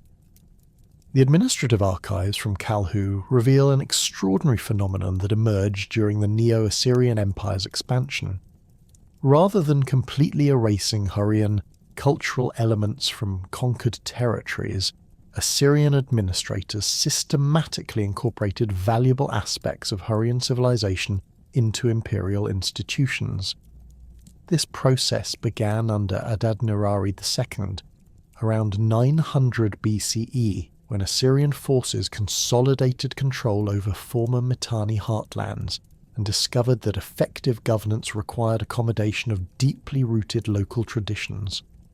Cuneiform tablets from the royal archives document specific policies directing provincial governors to identify and preserve useful Hurrian practices, particularly those related to agricultural management, craft production, and military organization. The integration of Hurrian religious traditions into Assyrian imperial ideology represented one of the most significant cultural transformations of the Neo-Assyrian period. Teshub, the Hurrian storm god who had dominated religious life throughout the former Mitanni Kingdom, underwent systematic reinterpretation as a regional manifestation of the Assyrian deity Adad. Temple inventories from Ashur dating to the reign of Tukulti-Ninurta II describe elaborate ceremonies that formally recognized Teshub's incorporation into the official Assyrian Pantheon, while maintaining distinctive iconographic elements that preserved his Hurrian identity. Bronze cult statues recovered from provincial temples show Teshub depicted with traditional Hurrian attributes, including the horned crown and bull-headed mace, but positioned within architectural contexts that emphasize submission to Assyrian divine authority. Hepat, the Hurrian sun goddess, experienced similar transformation through identification with Ishtar in her solar aspects. creating a syncretic deity that combined Mesopotamian and Hurrian religious concepts. Archaeological excavations at Tel Sheikh Hamad have uncovered temple complexes dating to the 8th century BCE, where Hepet Ishtar received worship through rituals that blended traditional Hurrian solar ceremonies with Assyrian fertility rites. Ritual vessels recovered from these contexts feature decorative programs that juxtapose Hurrian solar discs with Assyrian 8-pointed stars, creating visual representations of the theological synthesis that characterized Neo-Assyrian religious policy. The incorporation of Hurrian deities into Assyrian royal ideology served specific political functions that extended beyond mere religious accommodation. Royal inscriptions from the reign of Sargon II explicitly invoke Hurrian gods as witnesses to treaty obligations and territorial arrangements, lending divine sanction to Assyrian rule over former Hurrian populations. These invocations typically appeared in texts addressing audiences in former Mitanni territories, where references to familiar deities enhanced the legitimacy of Assyrian authority while demonstrating respect for local traditions. The strategic deployment of Hurrian religious symbolism in royal propaganda represented sophisticated understanding of the psychological dimensions of imperial control. Hurrian festival cycles were adapted to serve Assyrian administrative purposes while preserving elements that maintained cultural continuity for local populations. The spring planting festivals, traditionally dedicated to Kumarbi, the Hurrian grain god, continued under Assyrian rule but incorporated ceremonies honouring Assyrian agricultural deities and celebrating imperial prosperity. Archaeological evidence from rural sites throughout the Kabul region shows the construction of festival grounds that combine traditional Hurrian ritual spaces with architectural elements emphasizing Assyrian imperial symbolism. These hybrid ceremonial complexes enabled the continuation of seasonal celebrations that reinforced agricultural cycles while simultaneously demonstrating submission to Assyrian authority. The artistic traditions that had flourished under Hurrian patronage found new expression within Neo-Assyrian palace decoration and royal commission work. Relief sculptures from Sargon II's palace at Dur Sharukin display clear influences from Hurrian artistic conventions, particularly in the rendering of divine figures and mythological scenes. Hurrian artists working in Assyrian royal workshops contributed specialized techniques for depicting storm gods and celestial deities, creating distinctive hybrid styles that combined Mesopotamian compositional principles with Hurrian iconographic elements. The famous throne room relief showing the king receiving divine investiture incorporate Hurrian-derived motifs, including solar discs, sacred trees, and divine bulls that had originated in Mitanni royal art. Cylinder seal production during the Neo-Assyrian period reveals extensive Hurrian influence in both iconographic programs and manufacturing techniques. Seals recovered from administrative contexts at Nimrud show scenes combining traditional Assyrian royal symbolism with Hurrian mythological motifs, creating complex narrative compositions that appeal to diverse cultural audiences within the empire. The technical quality of these seals demonstrates the continuation of Hurrian lapidary traditions, with master craftsmen employing sophisticated engraving techniques that produced remarkably fine detail in hard stone materials. Workshop debris from seal-cutting establishments shows the use of specialized tools and abrasives that had been developed within Hurrian craft traditions.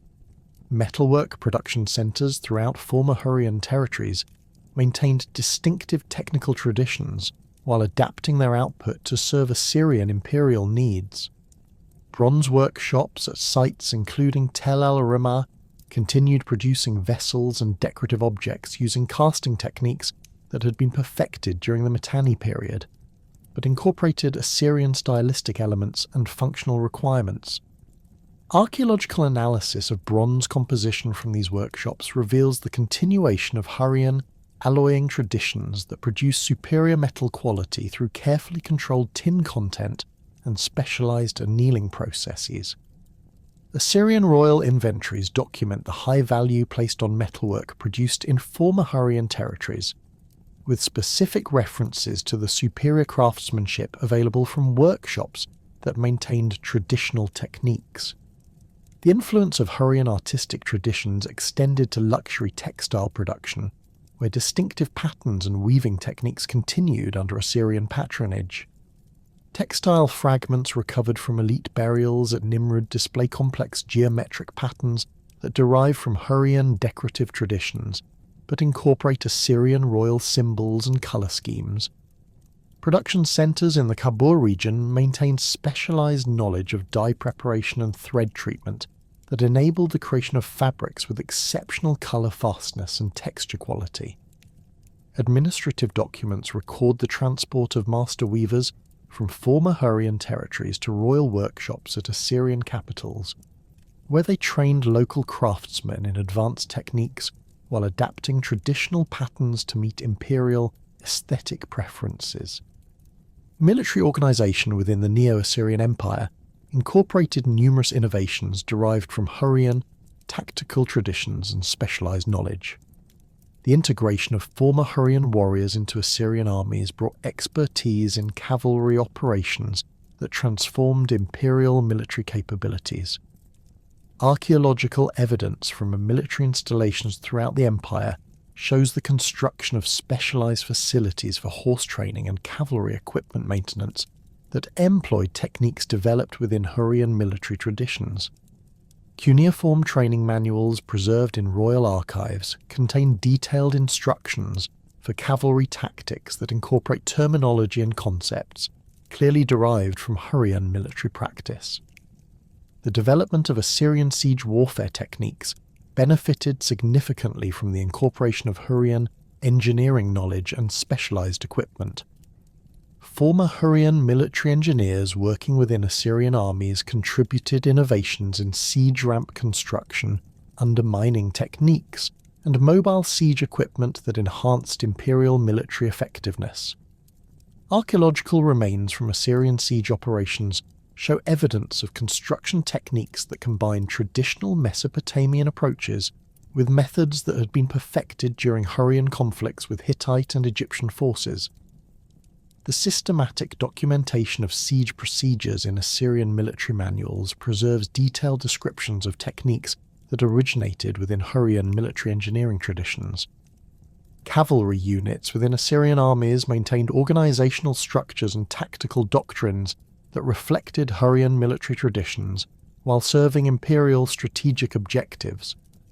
Elite cavalry formations recruited from former Hurrian territories retained distinctive equipment, including specialised horse armour, composite bow designs, and saddle configurations that had been developed for the mounted warfare that characterised late Mitanni military practice.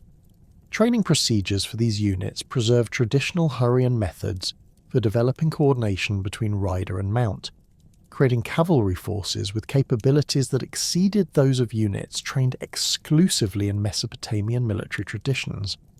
The incorporation of Hurrian horse breeding expertise into Assyrian military organisation revolutionised imperial cavalry capabilities and established breeding programs that supplied high-quality mounts for military operations throughout the empire. Royal stables at Assyrian capitals employed former Hurrian horse trainers who maintained detailed breeding records and training protocols that had been developed over centuries of Hurrian equestrian practice. Archaeological evidence from stable complexes shows the construction of specialised facilities designed according to Hurrian architectural principles for optimal horse care and training effectiveness.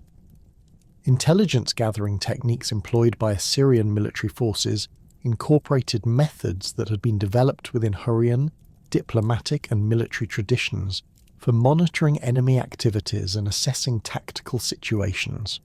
Former Hurrian officials serving in Assyrian administrative positions contributed knowledge of regional geography, population distribution, and political relationships that enhanced imperial intelligence capabilities. The systematic documentation of this intelligence in cuneiform archives reveals the continuation of information gathering techniques that had been perfected during the complex diplomatic relationships that characterized the Mitanni period.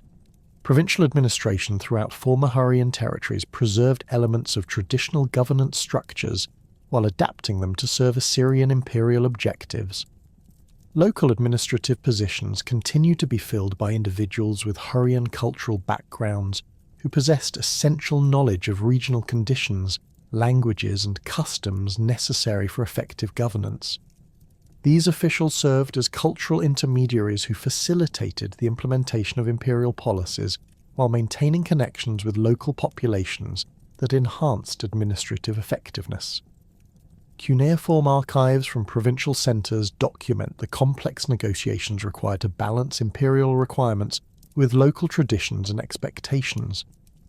Archaeological investigations at rural settlements throughout the Kabul Triangle have revealed remarkable continuity in material culture traditions, despite the political transformations that accompanied Assyrian conquest. Pottery production at village sites maintained traditional Hurrian forms and decorative techniques, while gradually incorporating elements that reflected changed political circumstances. Household assemblages from excavated sites show the continuation of traditional domestic practices, including food preparation methods, storage techniques, and craft production activities that preserved cultural identity within the framework of imperial administration. Settlement patterns in former Hurrian territories display both continuity and adaptation as communities adjusted to the requirements of Assyrian rule while maintaining essential elements of traditional social organisation. Many villages that had existed during the Mitanni period continued occupation under Assyrian administration, but archaeological evidence shows modifications in defensive arrangements and public buildings that reflected changed political relationships.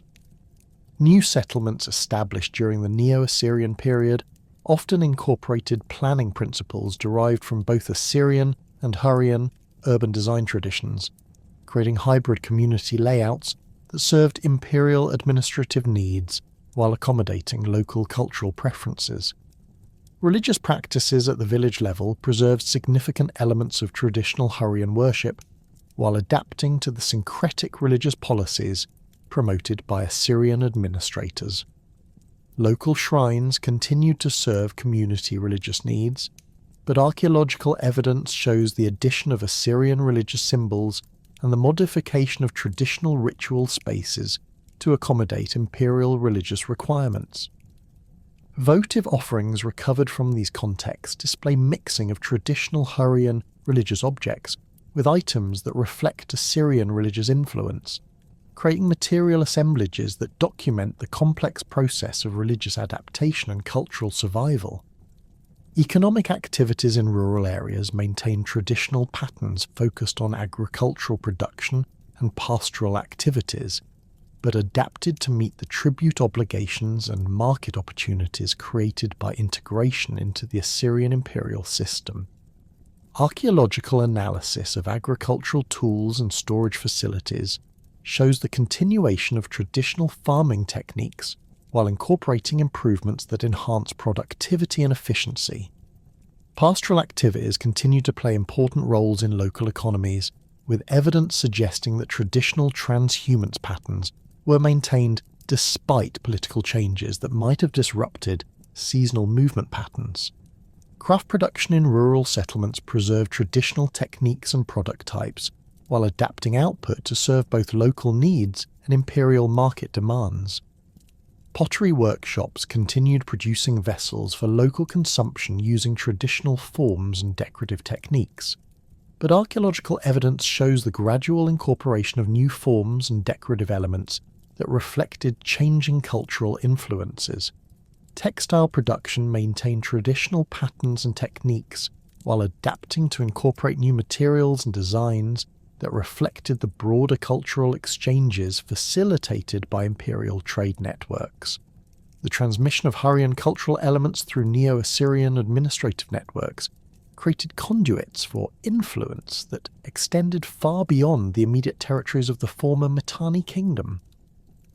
Archaeological evidence from sites throughout the Assyrian Empire reveals the systematic dissemination of Hurrian mythological concepts, technological innovations, and linguistic elements that would profoundly shape the development of ancient Near Eastern civilization. Cuneiform tablets from the Royal Library at Nineveh contain extensive collections of Hurrian mythological texts that had been translated into Akkadian and incorporated into the broader corpus of Mesopotamian literature, ensuring their preservation and transmission to subsequent civilizations. The mythological traditions that emerged from Hurrian religious thought provided foundational narratives that influenced the development of creation myths, divine genealogies, and cosmic order concepts throughout the ancient Near East. The Hurrian creation epic, preserved in fragmentary form on tablets from Hattusa and Ugarit, presents a complex cosmological system in which successive generations of gods struggle for supremacy over the universe. This narrative framework, featuring themes of divine succession, cosmic conflict, and the establishment of universal order, provided structural models that influenced the composition of later Mesopotamian epics, including the Enuma Elish and elements of the Gilgamesh cycle. Central to Hurrian mythology was the figure of Kumarbi, the ancient god who challenged the authority of earlier divine rulers through a violent succession struggle that established new cosmic order. Cuneiform texts describe Kumarbi's castration of the sky god Anu, an act that resulted in the conception of multiple deities including the storm god Teshub, who would eventually overthrow Kumarbi in turn. This mythological pattern of violent divine succession through generations provided narrative structures that appear in modified forms throughout later, ancient Near Eastern literature, including Hittite, Mesopotamian, and eventually Greek mythological traditions. The Song of Ullikummi, perhaps the most sophisticated example of Hurrian mythological literature, presents a complex narrative of cosmic conflict that demonstrates the advanced literary techniques employed by Hurrian poets and scribes. The epic describes Kumarbi's creation of a stone giant named Ullikummi, designed to grow from the underworld and challenge the supremacy of the storm god Teshub. Archaeological excavations at Hittite sites have recovered multiple tablet fragments containing different versions of this epic, indicating its widespread popularity and the sophisticated editorial processes that preserved and transmitted Hurrian literary traditions. The literary techniques employed in the Song of Ullikummi reveal sophisticated understanding of narrative structure, character development, and dramatic tension that influenced the composition of later epic literature throughout the ancient Near East. The epic employs recurring formulaic phrases and epithets that create rhythmic patterns essential for oral performance, while also incorporating complex metaphorical language that conveys multiple layers of meaning. Divine dialogues within the narrative demonstrate psychological insight and emotional depth that surpass many contemporary literary works, suggesting that Hurrian poets had developed advanced techniques for character portrayal and dramatic expression. Hurrian influence on Hittite religious traditions extended far beyond simple borrowing of individual deities to encompass fundamental theological concepts and ritual practices that transformed Anatolian religious life. The Hittite Pantheon incorporated not only major Hurrian gods like Teshub and Hepat, but also adopted Hurrian concepts of divine hierarchy, cosmic order, and the relationship between gods and human society. Temple architecture at Hittite religious centers shows clear Hurrian influence in the design of sanctuary spaces, altar arrangements, and processional routes that facilitated religious ceremonies derived from Hurrian ritual traditions. The integration of Hurrian religious concepts into Hittite royal ideology created hybrid theological systems that legitimized Hittite rule while preserving elements of traditional Anatolian and imported Hurrian beliefs. Royal inscriptions from Hattusa describe elaborate ceremonies in which Hittite kings received divine sanction from both traditional Anatolian deities and imported Hurrian gods, creating comprehensive religious programs that appealed to diverse populations within the expanding Hittite Empire. These syncretic religious systems established precedents for the accommodation of diverse religious traditions within imperial contexts that would influence later empires throughout the ancient world. Hurrian festival cycles and ceremonial practices provided models for religious observance that spread throughout Anatolia and influenced the development of seasonal celebrations in neighbouring regions. Archaeological evidence from Hittite religious sites shows the construction of festival grounds and ceremonial spaces designed according to Hurrian architectural principles, with specialized areas for different types of ritual activities including animal sacrifice, libation ceremonies, and divine processions. Ritual texts preserved in Hittite archives describe elaborate seasonal festivals that combine traditional Anatolian agricultural celebrations with Hurrian religious ceremonies, creating hybrid observances that serve both spiritual and political functions. The transmission of Hurrian mythological traditions into Levantine religious contexts occurred through multiple channels including diplomatic contact, commercial exchange, and population movements that brought Hurrian cultural elements into contact with local Canaanite traditions. Cuneiform tablets from Ugarit contain extensive Hurrian mythological material that had been adapted for local audiences, with traditional Hurrian divine names and narrative elements incorporated into compositions that address specifically Canaanite religious concerns. These hybrid texts demonstrate the sophisticated cultural negotiations that enable the preservation and transmission of Hurrian religious traditions within foreign cultural contexts. The influence of Hurrian religious concepts on the development of Levantine pantheons extended to fundamental theological principles, including divine succession patterns, cosmic order maintenance, and the relationship between storm gods and fertility deities. The Ugaritic god Baal shares numerous characteristics with the Hurrian storm god Teshub, including iconographic elements, mythological narratives, and ritual associations that suggest direct cultural transmission. Archaeological evidence from Ugaritic temples shows architectural features and ritual equipment that parallel Hurrian religious installations, indicating the adoption of Hurrian ceremonial practices along with theological concepts. Technological innovations developed within Hurrian craft production centres contributed significantly to the advancement of metallurgical techniques throughout the ancient Near East. Hurrian bronze-working methods, characterized by sophisticated alloying techniques and specialized casting procedures, influenced metal production in regions extending from Anatolia to the Levant.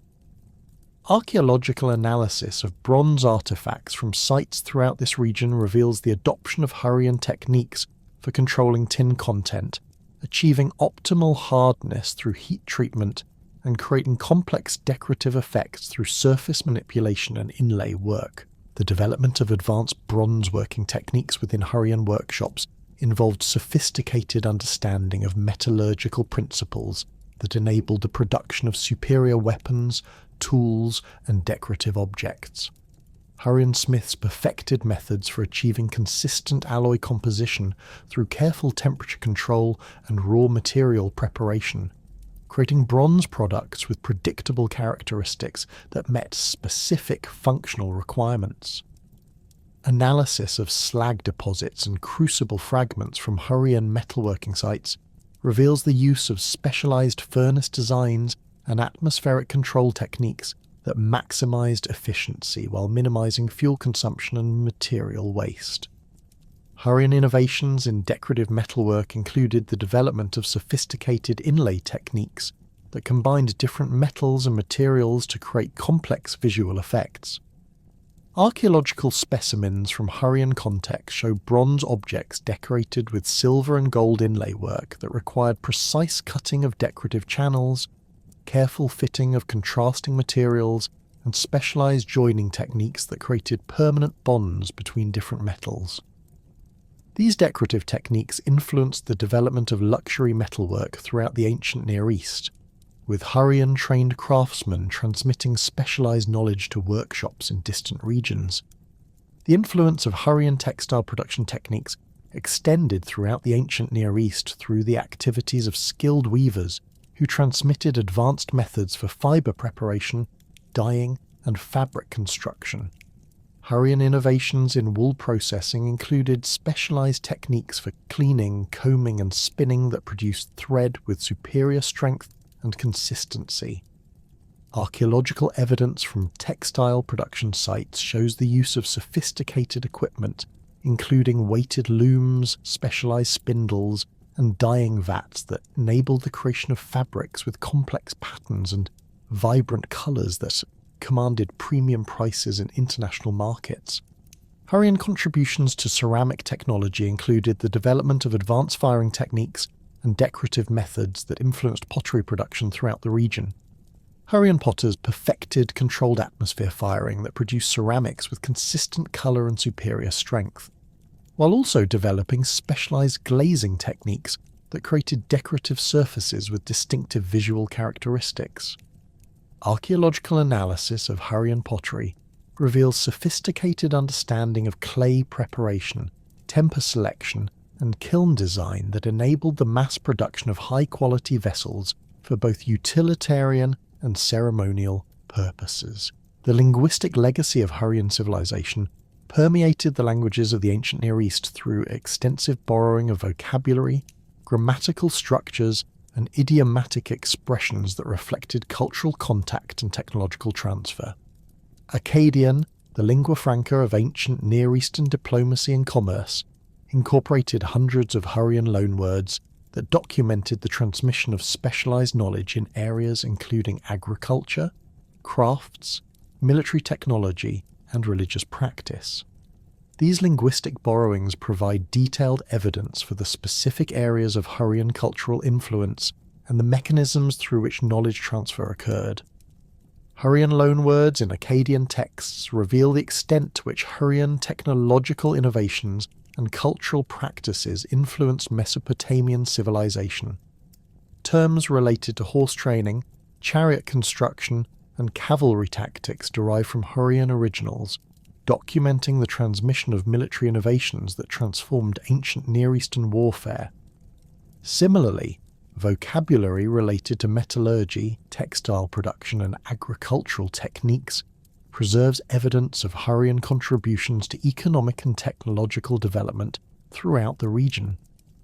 The influence of Hurrian on Hittite language extended far beyond simple vocabulary borrowing to include grammatical structures, syntactic patterns, and idiomatic expressions that fundamentally altered the character of Anatolian linguistic traditions. Hittite texts contain extensive Hurrian passages that were preserved without translation, indicating that educated Hittites were expected to understand Hurrian language and literature as essential components of cultural literacy. This bilingual literary tradition created opportunities for the preservation and transmission of Hurrian cultural materials that might otherwise have been lost during periods of political upheaval. Hebrew and other Northwest Semitic languages incorporated Hurrian elements through various channels, including direct contact with Hurrian populations, transmission through Akkadian intermediaries, and cultural exchange facilitated by commercial and diplomatic relationships.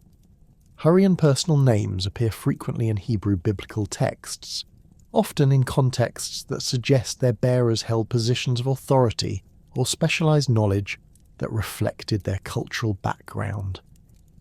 These names provide evidence for the continued presence of Hurrian populations and cultural influences within Levantine societies long after the collapse of independent Hurrian political entities. The preservation of Hurrian personal names in cuneiform archives from throughout the ancient Near East documents the widespread distribution of Hurrian populations and the maintenance of cultural identity across multiple generations.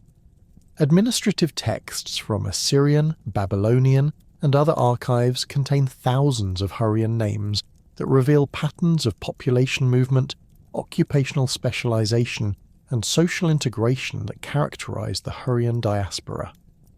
Analysis of these names provides insights into Hurrian family structures, religious beliefs, and cultural values that complemented information derived from other sources. Hurrian theophoric names, incorporating elements derived from Hurrian deity names, preserve evidence of religious beliefs and practices that continued among dispersed Hurrian populations.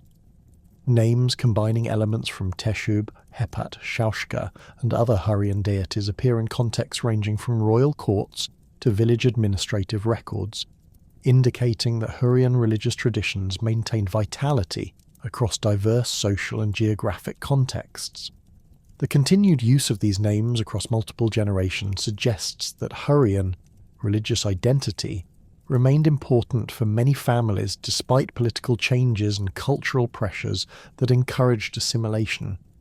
Professional names and titles preserved in Hurrian form within foreign administrative contexts document the recognition of Hurrian expertise in specialized fields including military service, craft production, and administrative functions. Cuneiform texts frequently identify individuals by their Hurrian professional titles, indicating that these designations carried specific meaning and prestige that warranted preservation even within foreign cultural contexts. This pattern suggests that Hurrian professional traditions maintained distinct characteristics that were valued by foreign employers and administrators. The geographic distribution of preserved Hurrian names reveals patterns of population movement and cultural influence that extended from Anatolia to the Levant and from the Caucasus to southern Mesopotamia.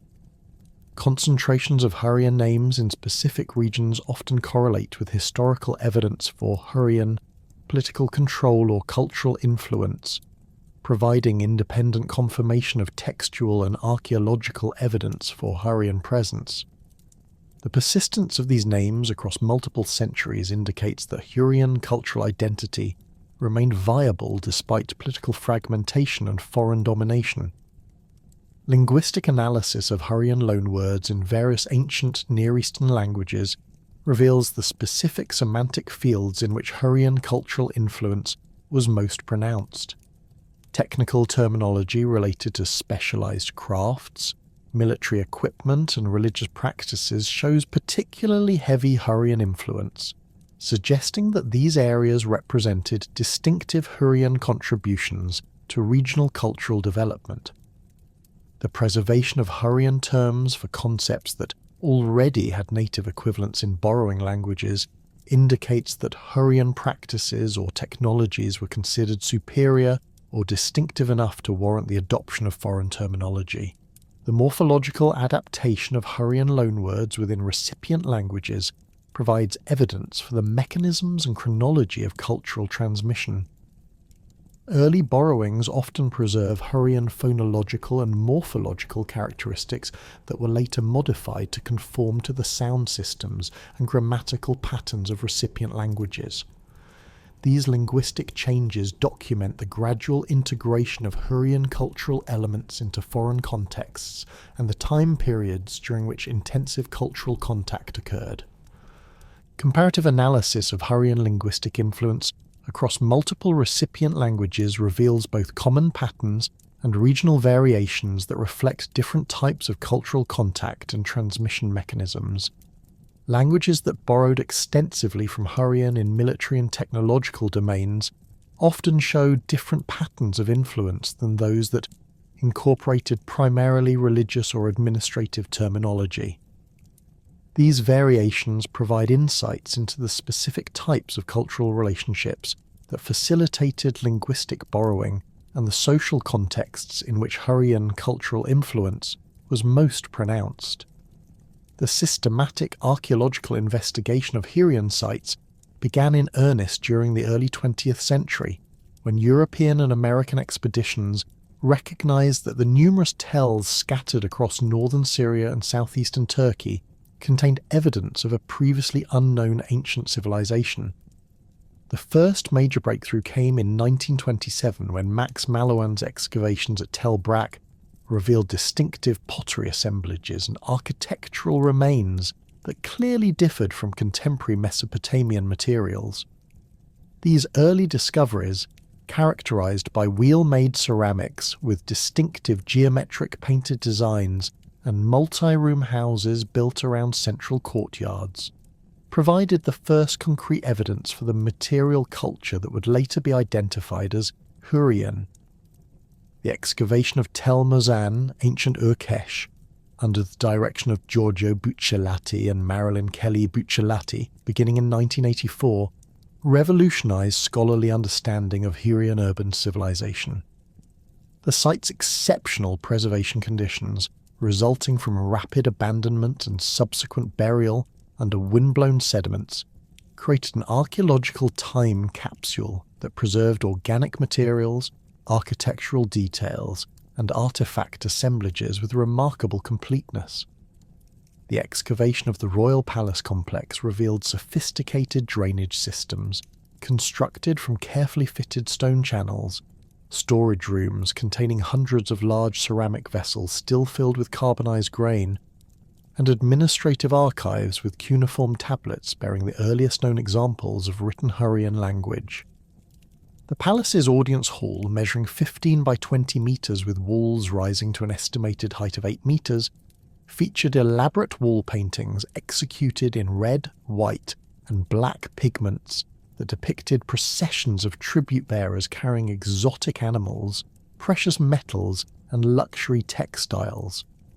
The floor consisted of carefully fitted limestone slabs with drainage channels that directed water toward underground cisterns, while the roof structure employed cedar beams imported from the Lebanese mountains and supported by limestone columns with carved capitals featuring stylized palm fronds and geometric patterns.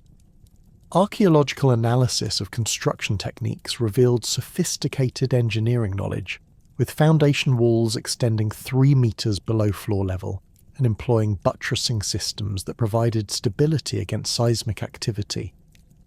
The temple complex at Tel Mozan, dedicated to the storm god Teshub, provided crucial insights into Hurrian religious architecture and ceremonial practices.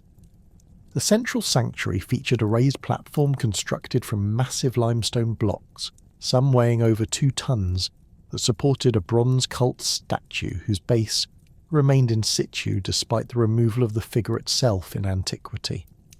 Surrounding chambers contained ritual equipment, including libation vessels with elaborate spouts shaped like animal heads, incense burners decorated with mythological scenes, and ceremonial weapons including bronze maces with silver inlay work that depicted lightning bolts and divine symbols.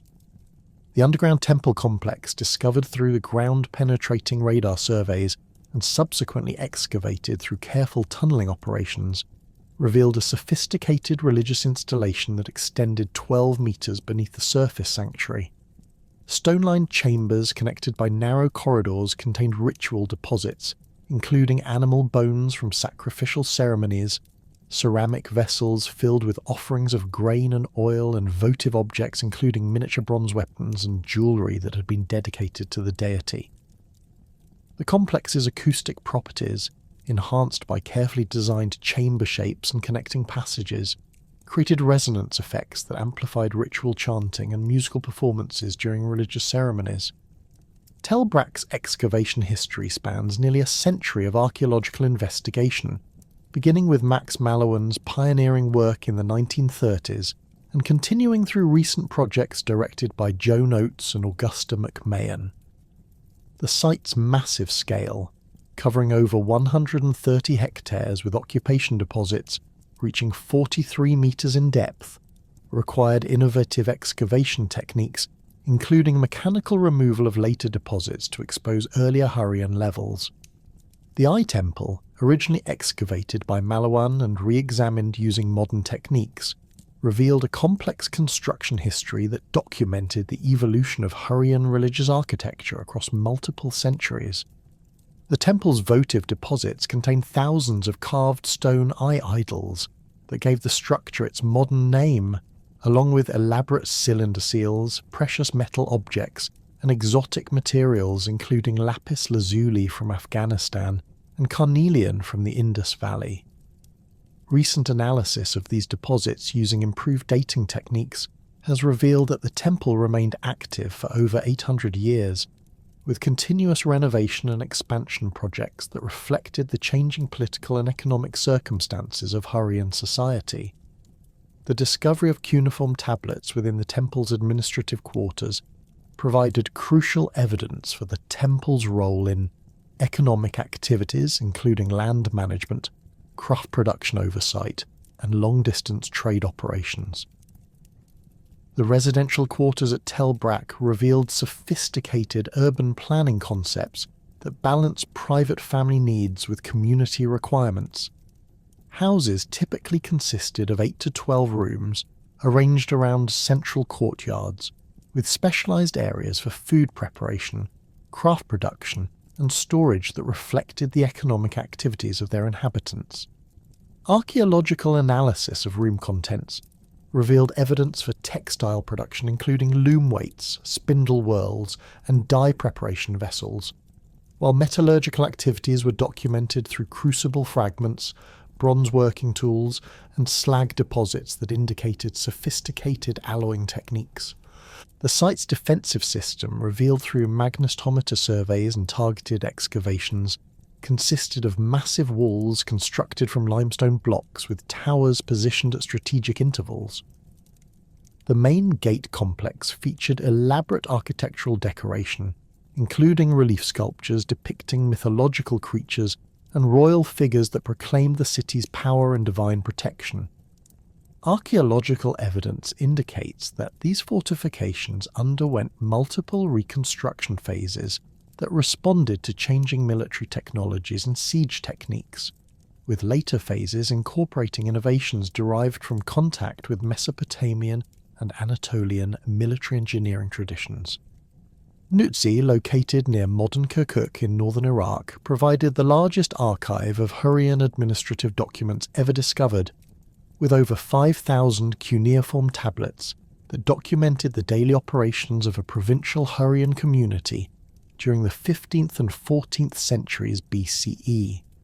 The tablets, discovered during excavations conducted by Edward Chiera and Robert Pfeiffer between 1925 and 1931, revealed sophisticated legal and economic systems that governed land ownership, commercial transactions, family relationships, and community obligations within Hurrian society.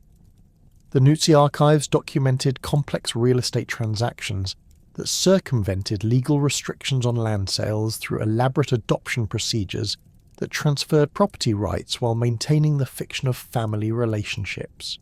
These contracts reveal sophisticated understanding of legal principles and demonstrate the flexibility with which Hurrian communities adapted traditional social structures to meet changing economic circumstances. Archaeological excavation of the houses associated with these archives revealed substantial residences with specialized storage areas, administrative offices, and reception rooms that reflected the wealth and social status of the families involved in these transactions. Family archives from Nutsi provided unprecedented insights into Hurrian kinship systems, inheritance practices, and gender relations that complemented information derived from legal texts and administrative records. Marriage contracts detailed elaborate negotiations over bride prices, dowry arrangements, and property rights that reveal the complex economic calculations underlying family alliances. Adoption documents show how Hurrian families used legal mechanisms to ensure property transmission and care for elderly parents in societies that lacked institutional support systems for dependent populations. The decipherment of Hurrian cuneiform texts began with the recognition that many tablets from Mesopotamian sites contained passages in an unknown language that employed standard cuneiform signs, but followed grammatical patterns that differed fundamentally from Akkadian, Sumerian, and other known ancient Near Eastern languages. Early scholars including Friedrich Delitzsch and Archibald Sayce identified distinctive phonological and morphological characteristics that suggested a previously unknown language family, but progress in decipherment remained limited until larger corpora of texts became available through archaeological excavations. The breakthrough in Hurrian linguistic studies came with Emmanuel Laroche's systematic analysis of the Mitanni letter discovered at Amarna, which provided a substantial text in Hurrian with parallel Akkadian passages that enabled comparative analysis. Laroche's identification of Hurrian grammatical patterns, including the ergative case system and complex verbal morphology, established the foundation for subsequent decipherment efforts.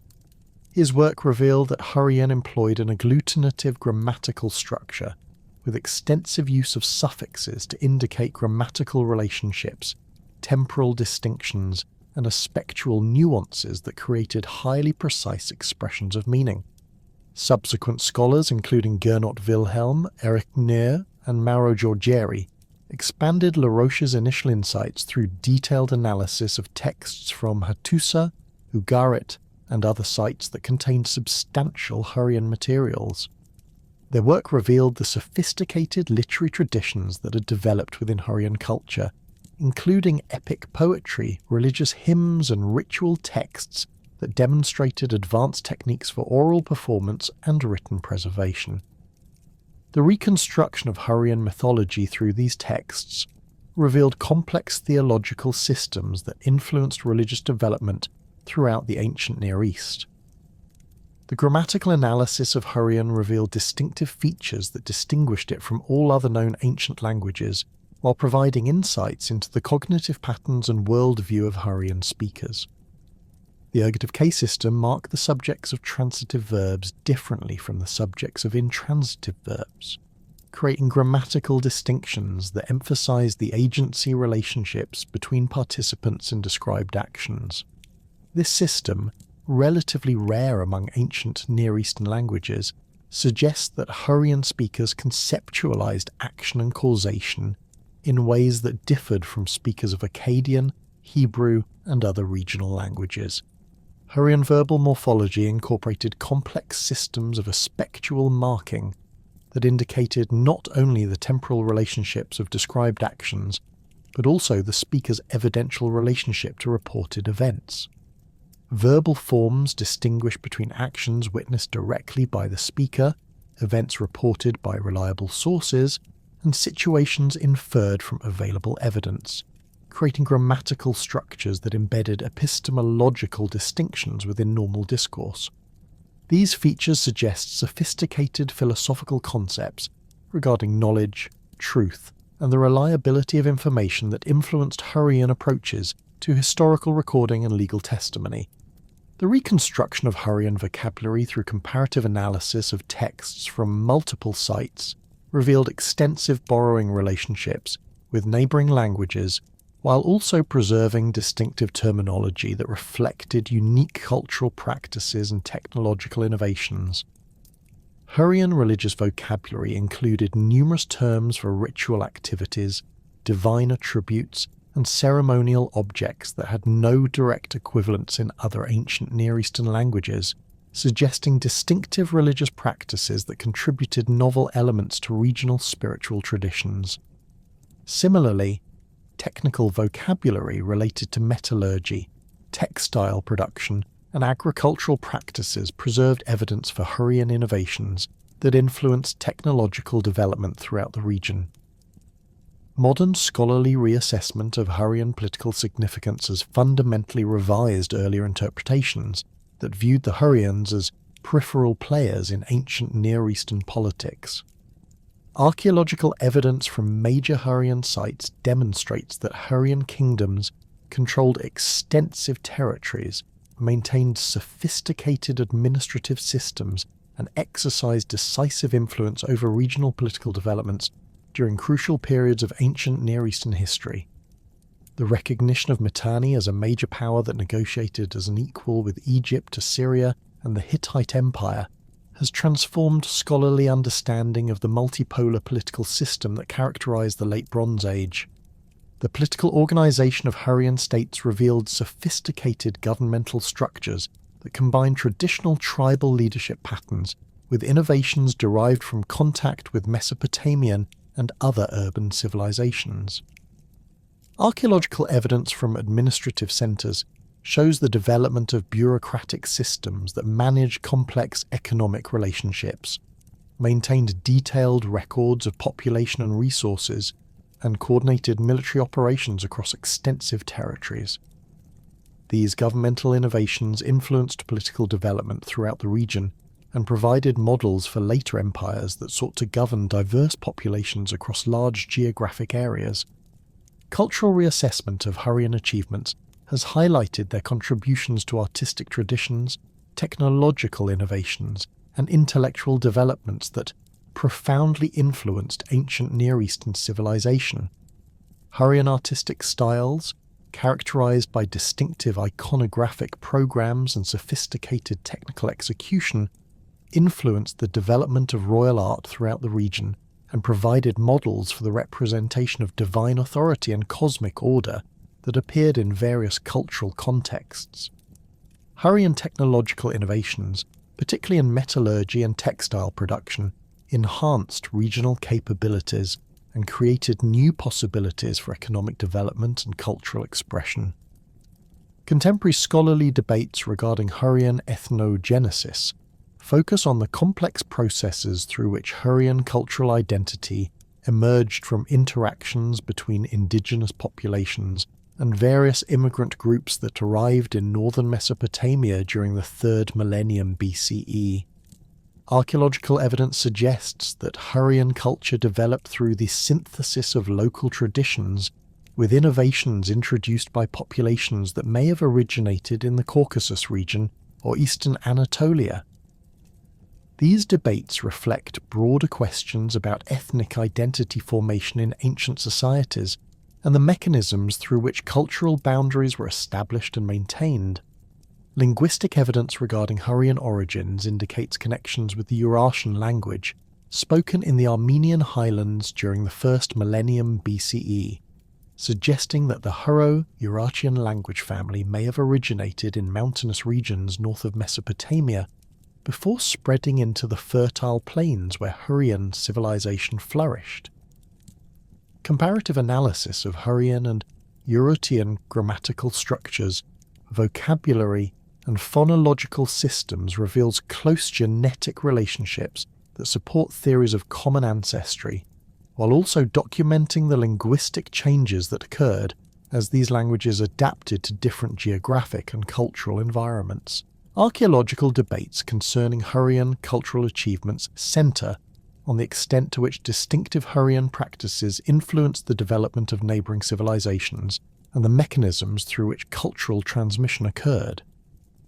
Recent excavations at sites throughout the ancient Near East have revealed evidence for Hurrian cultural influence in contexts ranging from royal courts to village communities, suggesting that Hurrian innovations spread through multiple channels including diplomatic contact, commercial exchange, population movement, and technological transfer. These discoveries have prompted reassessment of traditional models that emphasized unidirectional cultural influence from Mesopotamian centers to peripheral regions. The recognition of Hurrian contributions to ancient Near Eastern literature has transformed scholarly understanding of the literary traditions that influenced the composition of major works, including the Hebrew Bible, Greek mythology, and Mesopotamian epic poetry. Hurrian mythological narratives preserved in texts from Hattusa and other sites reveal sophisticated literary techniques and complex theological concepts that provided structural models for later compositions. The influence of Hurrian creation myths, divine succession narratives, and cosmic conflict stories can be traced through various cultural traditions that adapted these themes to address local religious and political concerns. Modern interdisciplinary approaches to Hurrian studies combine archaeological investigation, linguistic analysis, and comparative cultural studies to create comprehensive understanding of Hurrian civilization that transcends traditional academic boundaries. Collaborative research projects involving archaeologists, philologists, historians, and specialists in related fields have produced integrated analyses that reveal the complex relationships between material culture, linguistic practices, and social organization within Hurrian society. These interdisciplinary approaches have generated new insights into the mechanisms of cultural change and the factors that influenced the rise and decline of ancient civilizations. The application of scientific techniques to Hurrian archaeological materials has provided unprecedented insights into technological processes, environmental conditions, and demographic patterns that shaped Hurrian cultural development.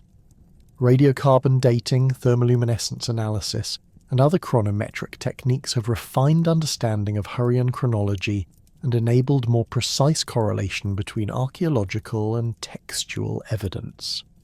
Isotope analysis of human remains has revealed information about diet, migration patterns, and social stratification that complements evidence derived from traditional archaeological and textual sources.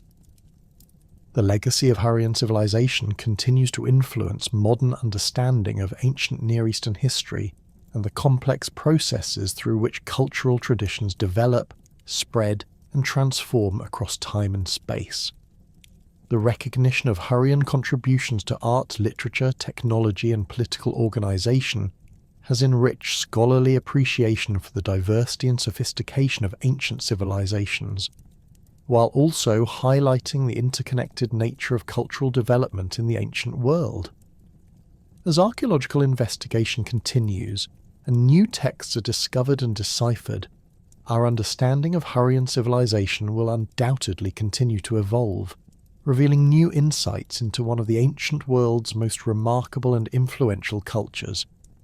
The Hurrians, from their emergence in the fertile valleys of northern Mesopotamia to their ultimate integration into the great empires that succeeded them, represent a civilization whose influence extended far beyond their political boundaries and temporal existence.